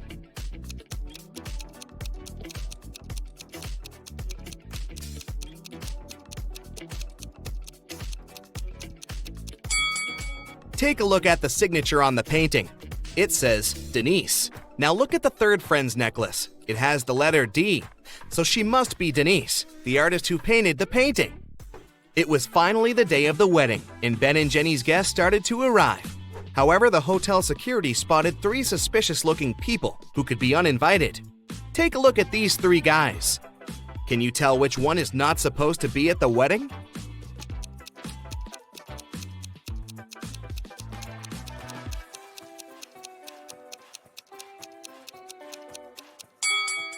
Do you see the hotel wristbands that say Ben and Jenny that the second and the third guys are wearing?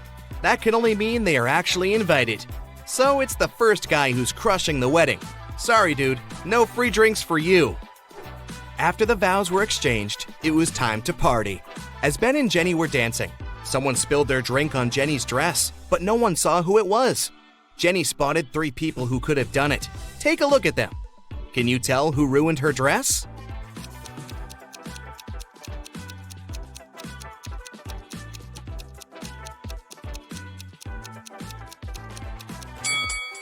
The first guy has spots on his shirt that resemble stains from the spilled drink, but they are actually part of the pattern, so it can't be him.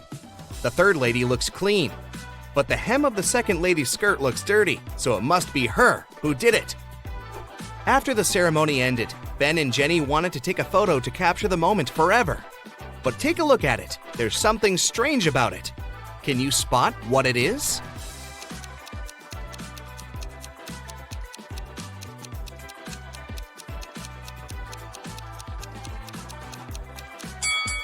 Can you see a woman hiding behind the trees watching them? She is wearing a witch hat, but it's a wedding ceremony and not a costume party. Creepy. Right before leaving, Jenny suddenly vanished. Then the witch suddenly appeared in front of Ben and said, "You may only kiss the bride if you figure out with whom you really tied the knot." Ha ha! Then 2 Jennys appeared in front of Ben. Can you tell which one is his real wife?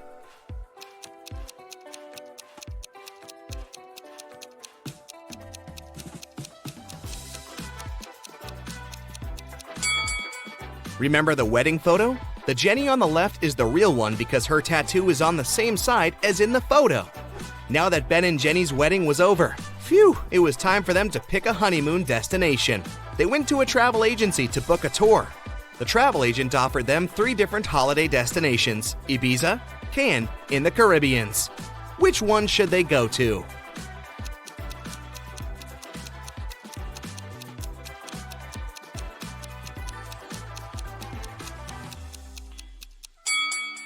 Have you noticed the weather forecast on TV in the office? It states that the weather in Ibiza is going to be windy in the upcoming days, and in Cannes, it's going to be rainy. So they should pick the Caribbeans and enjoy the sun. The travel agent said she could upgrade their plane tickets to business class for free. It would be her wedding gift to them. But they had to crack this riddle. What can travel around the world while staying in a corner?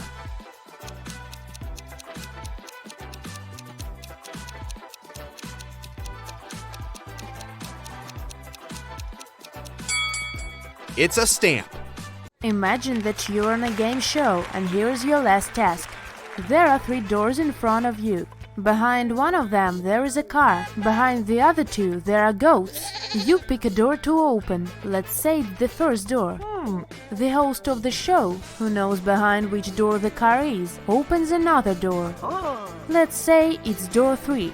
Behind it there is a goat. After that, the game host tells you, now your final choice. Do you want to switch your choice of doors? Do you think it would be in your interest to change your choice and pick door 2 instead? I'll give you some time to think, and you make your decision.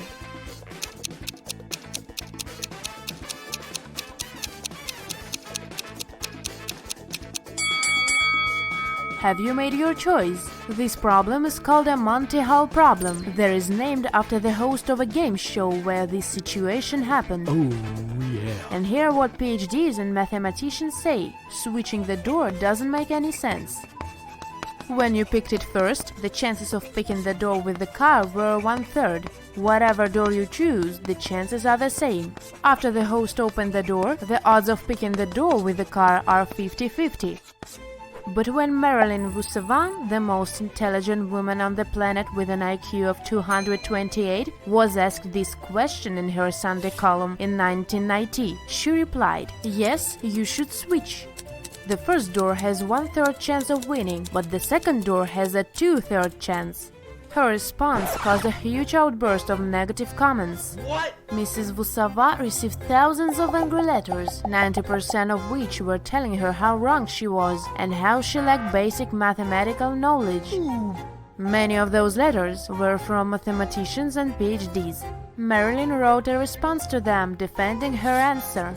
The winning odds of 1/3 of the first choice can't go up to 1/2. If you are still not persuaded and think that probabilities change after the second door is open, let's just consider all possible scenarios. There are 3 doors, and the car can be behind each one of them with equal possibility. So 3 scenarios are equally likely. The car is behind the first door, the car is behind the second door, and the car is behind the third door. Now let's say there are 2 players. One is a switcher, the one who will switch the door after the door with the goat is open. The other one is a non-switcher, the one who will stick to the first choice. Now let's see what happens in each case. Let's say the car is behind the first door. Both people choose the first door. The host opens either one of the remaining 2 doors. It doesn't matter which one, because there are goats behind both. The switcher will now switch to the other door, and the non-switcher will stick to the first one. In this case, the non-switcher will get the car. Professors 1, Marilyn 0. But let's consider the other 2 scenarios. Now the car is behind the second door. Once again, both players pick the first door. The host opens the third door, the one with the goat. The first player switches his choice and wins, and the second player sticks to the first one and loses. 1-1. The last case is when the car is behind the third door. The players pick the first door. This time the host opens the second door, because the second goat is there. The first player switches to the third door and wins. The second player sticks to the first door and loses. So the non-switching players win only one time, in the scenario when they pick the right door right away, which happens in 1/3 of cases. The switchers lose in only that one scenario, when they pick the right door right away and then give it up later. But they win in the other 2 scenarios, in both cases when the car is behind one of the other 2 doors. Mrs. Vusavant suggested another brilliant way to modify the problem to make it even clearer. Imagine that there are not 3 doors, but 1,000,000. The car is behind one of them, and you have to make your choice. Say you pick the first door. Then the host opens all the doors except door number 777,777. All of them had goats, so the car is either behind the door you picked or behind the door number 777,777. Will you switch? Of course you will. When you picked the door for the first time, the odds to pick the right one were 1 in a million. Now, when you make another choice between doors 1 and 777,777, your door still has the odds of 1 in a million, but door number 777,777 has accumulated the odds of all the other doors that were open. The case with 3 doors is the same, but less obvious. But who is this brilliant woman who made a monkey out of most professors across the country? Marilyn Savant was born on 11th of August in 1946 in Missouri. She has her mother's last name and, interestingly, Savant means a person of learning in French. Marilyn is a descendant of the famous physicist Ernst Mach. She took her first IQ test when she was 10 years old, and she scored 228. Just for comparison, on average, an adult has an IQ of 100. Her parents knew of the girl's exceptional intelligence, but they kept it a secret from the public so that the girl could live a normal life. The girl's dream was to become a writer. As a teenager, she was writing for local newspapers using pseudonyms. She wanted to become a full-time writer, but to do this, she needed financial security. Young Marilyn dropped out of college after 2 years because she got bored and started to invest. Within 5 years, her investments started to support her enough to let her fully dedicate herself to writing. In 1985, the Guinness Book of World Records obtained Marilyn's IQ scores from the Mega Society, a society of people with 1 in a million intelligence scores. They published them, and it made Marilyn Savant famous. She received a lot of media attention. A Parade magazine wrote an article about her, and it was so popular that they offered her to write her own column. Of course, Marilyn used this chance. She started the column Ask Marilyn, where she was answering tricky questions, solving riddles, and publishing her own. This is exactly where she gave her famous answer to the Monty Hall problem. But it wasn't the only controversial problem she solved. Here is one more. A shopkeeper says that she has 2 new beagles, but she doesn't know if they're male or female. You only want a male, so she calls a fellow who is bathing them. Turns out that at least one of them is a male. What is the probability that the other one is a male too? I'll give you some time to think.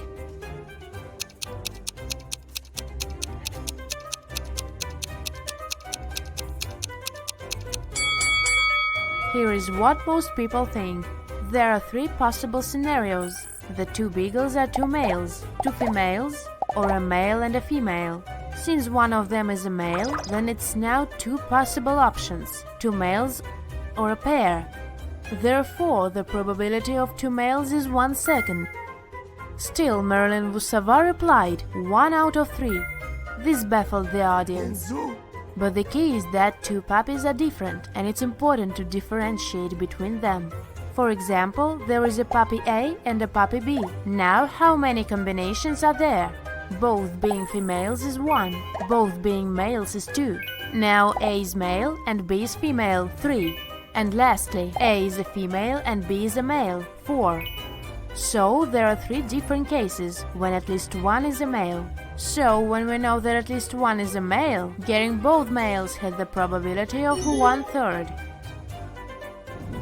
In over 35 years of solving thousands of riddles from her readers, Mrs. Savant only made 2 mistakes, and she described them in her column.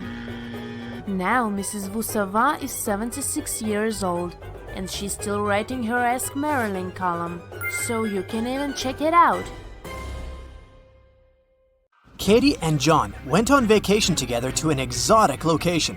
In their first week, they booked a tour to the desert. But during the tour, the couple got lost. They were really thirsty, so they decided to go look for some water. Soon enough, the couple came across a huge oasis. But to reach the main waterfall where they could drink some water, they had to cross a bridge. But there were 3 bridges leading to the same place. The first bridge was high above the ground, and the ropes holding it looked as if they could rip at any second. The second bridge had some hungry-looking alligators crawling all over it. and the last bridge stretched over a lake full of poisonous water plants. Which bridge should they choose? The last one. The bridge stands high above the lake. Katie and Jake won't have to touch the water and the plants when crossing it. Luckily, they had radios with them, so they sent an SOS signal to their guide. The guide told them to sit tight. He promised the guys that a rescue team would be shortly on its way to help them. In a few hours, 3 rescue teams reached Katie and John. The guys got suspicious and asked the members of the team who had sent them. The first team said that they'd heard on the radio that a couple had gotten lost in the desert and had come to help them. The members of the second team explained that the hotel the guys were staying at had called the police for help. The last team said they'd received a radio signal saying the couple had been in distress. They immediately came to the rescue. Which team should the couple trust?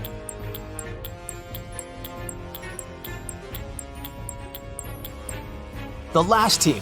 John and Katie sent a message to their guide as soon as they got lost, remember? Back in the hotel room, John and Katie found out that someone had broken into their safe. The couple called the police and told the inspector that a few $100s and an expensive watch had been stolen from the safe. In less than a day, the inspector had 3 suspects. The first suspect was Bella, their tour guide.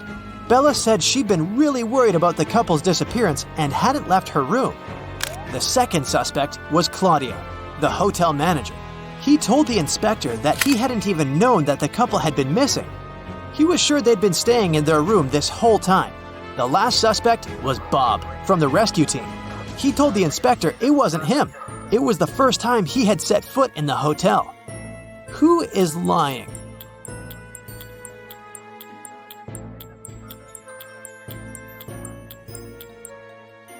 Claudio. Look at his wrist. He's wearing a very expensive watch that looks exactly like the watch that was stolen. Plus, look at his pocket. He didn't do a good job at hiding the stash of money he'd stolen. After the crime was solved, John and Katie decided it was time to head home. As soon as they arrived at their house, they tried to open the new suitcase they had bought during the trip. They tried several number combinations but couldn't figure out the code. Luckily, Katie remembered she had saved a note on her cell phone. This was the tip she wrote down. 682. One digit is right and in its place. 614. One digit is right, but in the wrong place. 206. 2 digits are right, but both are in the wrong place. 768. All digits are wrong. 380. One digit is right, but in the wrong place. Can you figure out what the 3-digit code to open their suitcase is?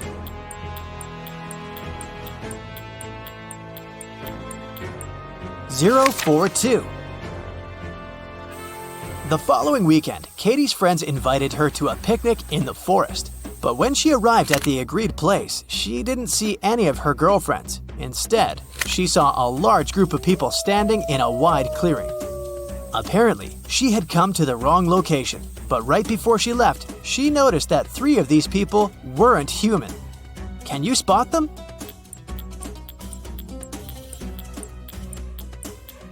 Look at the way that girl over there blinks. This doesn't look normal, does it? And look at that granny's cane. It's part of her body, not a separate object. And that guy is charging his phone using a cable connected to his leg. Yikes! On a rainy Saturday night, John and Katie decided to stay in, order pizza, and watch the Riddle channel on TV. On the screen, there were 2 women. The first one was stuck inside a cage hanging above the ocean, filled with sharks. The other woman was tied with a rope, hanging over a lake with piranhas. Both ropes were about to break. Who has the best chance of surviving?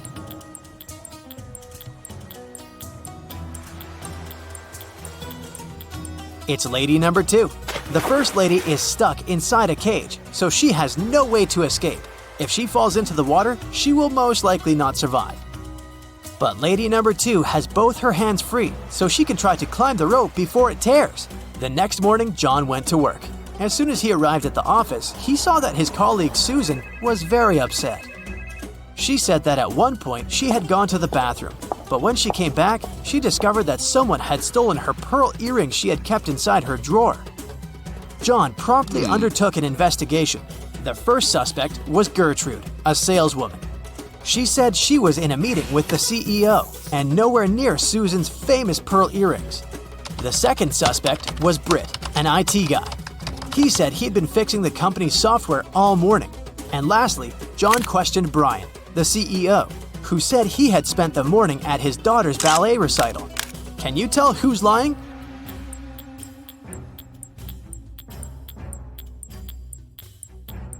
It was Gertrude. Gertrude's account contradicts the CEO's statement. And plus, look at those pearl earrings she has in her desk drawer. They look somewhat familiar, no?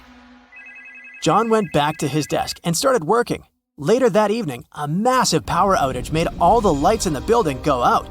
John heard footsteps approaching him. The next thing he knew, he felt dizzy. He passed out and woke up in a tiny room with a metal door. John tried to open the door, but it was locked. He noticed that next to the door, there was a little device with a red sign that asked for a password. Below the device, there was a piece of paper with the following hint: 1, 2, 3, 4, 5, 6, 7, 8.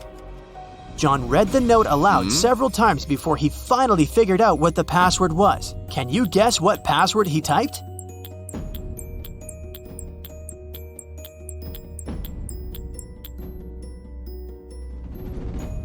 He typed in 1 time the number 2, 3 times the number 4, 5 times the number 6, and 7 times the number 8.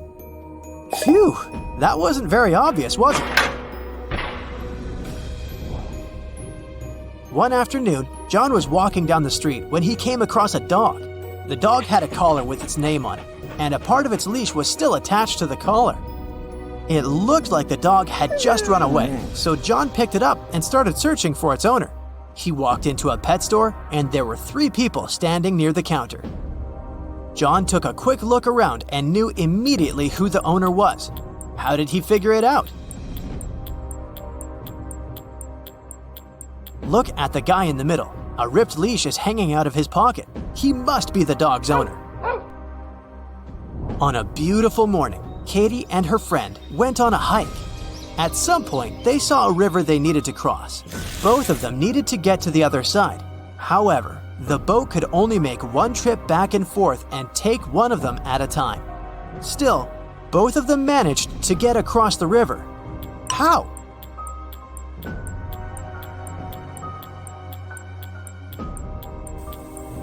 That's easy.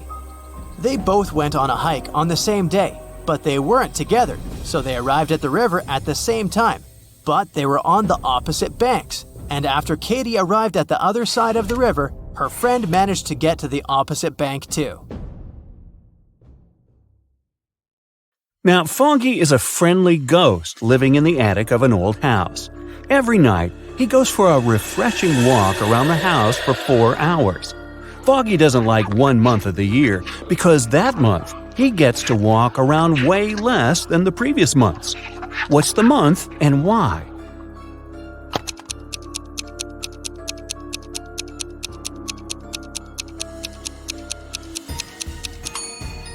It's February.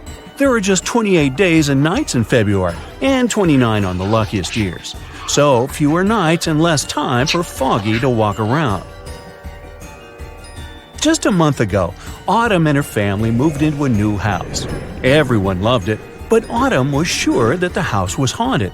She doesn't know it yet, but our old friend Foggy is the ghost that lives in her attic. He is a friendly ghost, so once he left her a message written on a mirror. Autumn woke up and saw this. Can you help her read the message?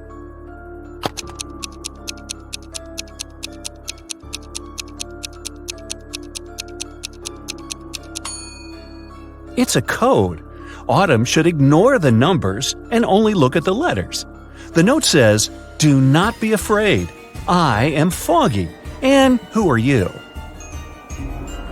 Right before Halloween, when everyone was dressed up and carefree, all the creatures flooded a little town trying to blend in. Detective Callum was on duty to identify all the imposters and keep an eye on them. He has a couple of leads, and your task is to help him find all the monsters. Deal? The first one we need to find is a vampire. The vampire lives in one of these two houses. Can you tell which one?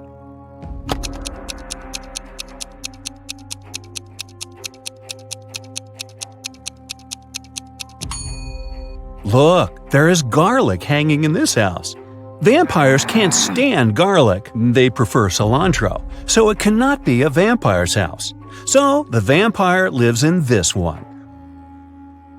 Perfect, let's move on. One of these houses belongs to a centaur. Do you have any idea which one?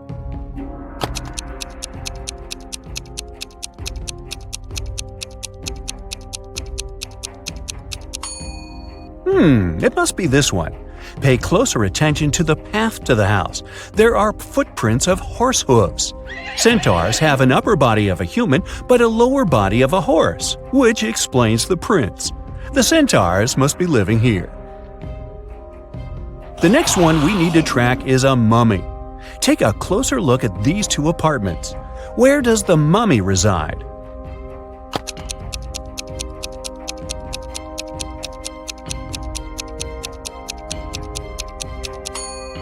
Now, did you notice the bandages all over the room here? It must belong to the mummy, so I bet that's his place.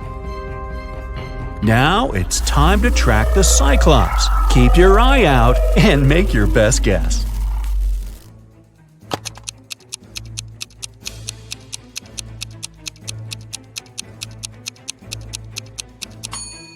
Did you notice this strange object in this room? It looks like a pair of glasses, but it only has one lens. Well, that's because it belongs to a Cyclops. They only have one eye. So that must be his place. Okay, we only have one last creature to identify, a gnome. Here are two apartments. Which one does the gnome live in?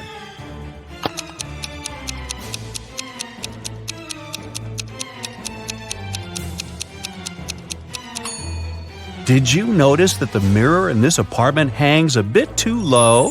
That's because gnomes are short. He must be living here. Other creatures that have flooded the town are robots. For Halloween, some people started to dress up like them, too. Look at these three people. Can you find the fake robot?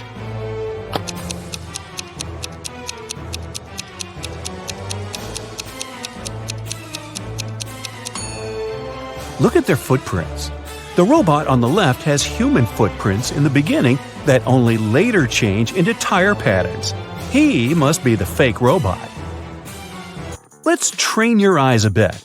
Here are Halloween emojis. All of them but one has a pair. Can you find the one that doesn't have a pair?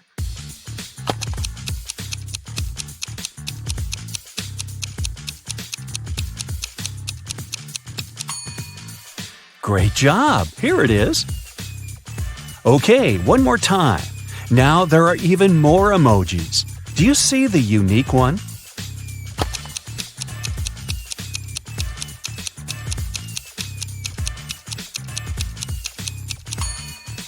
Here it is. Good!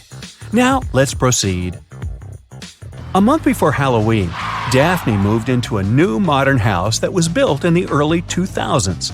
It was a great house, but Daphne got it for a very low price because it was believed to be haunted. The girl didn't believe in that, so it didn't bother her one bit. On Halloween night, she returned home after midnight. When she walked into her room, she saw a ghost floating there.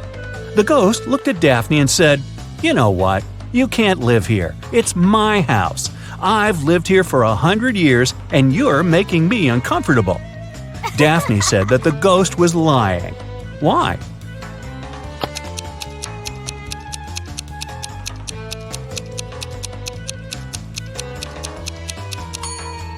The house was built in the early 2000s, so it's barely 20 years old. The ghost couldn't have lived there for 100 years. That's right, ghosts lie. It is Halloween night, full moon, all the creepy things, but Eslyn went to an abandoned spooky house in the woods alone. As soon as she walked in, the door behind her got shut and locked. She wandered around the house and found 3 doors leading out, but they didn't seem safe. Behind the first door, there was a werewolf. Behind the second door, there was a zombie. Behind the third door, there was a ghost. Which way is safer for her to choose?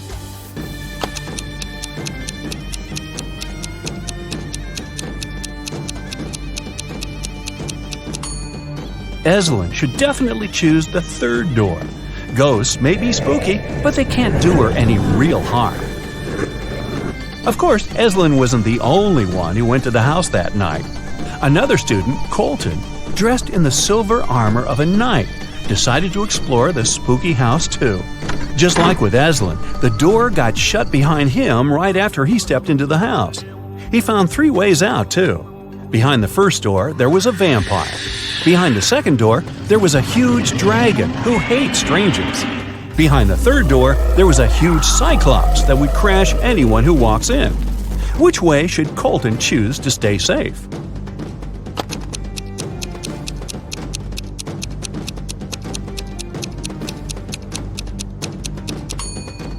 Luckily for him, he is dressed as a knight in silver armor. Vampires are afraid of silver, so the first way is totally safe for Colton. On Halloween night, Kennedy wanted to spend the evening with her boyfriend, but her dad was against her dating anyone. To go around it, she lied that she was going to trick-or-treat with her friends and promised to be home by midnight. She returned at 11:30 p.m. Yet her dad got mad at her and demanded to tell him where she really was. Wow. How did he understand that Kennedy didn't go trick-or-treating?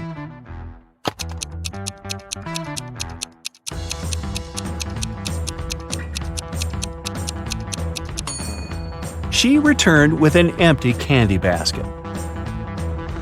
Outside of town, hidden in the woods, there is a house where a group of friends live. A mummy, a mermaid, a ghost, a werewolf, and a witch. Every Halloween, they eat candy. There are 5 creatures, but this year they only have 4 chocolate bars, and they don't know how to split them equally. Maybe you have an idea?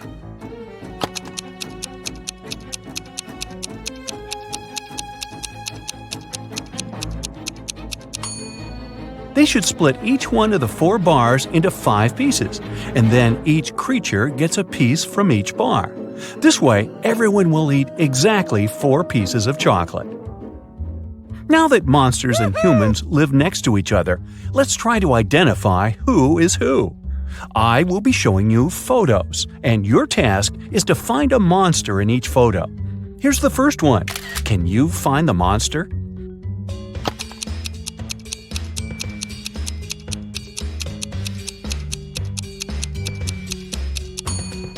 Look, this guy's skin is green. He's definitely not a human. Here is the next photo for you. Be attentive. Do you see someone who is not a human here?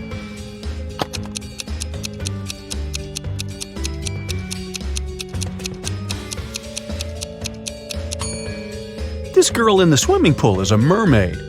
Good job. Okay, here's one more. It's quite hard, but I believe in you. Who do you think is not a human here?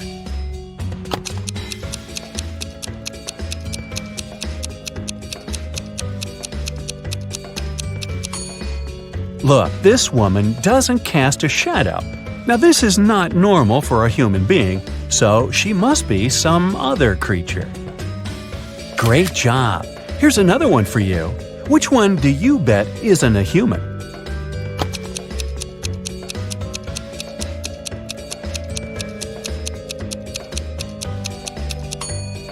This person is carrying a wand. She must be a witch. This is probably the hardest one. You have to keep your eyes wide open. A photo of a local cafe. Do you see something suspicious?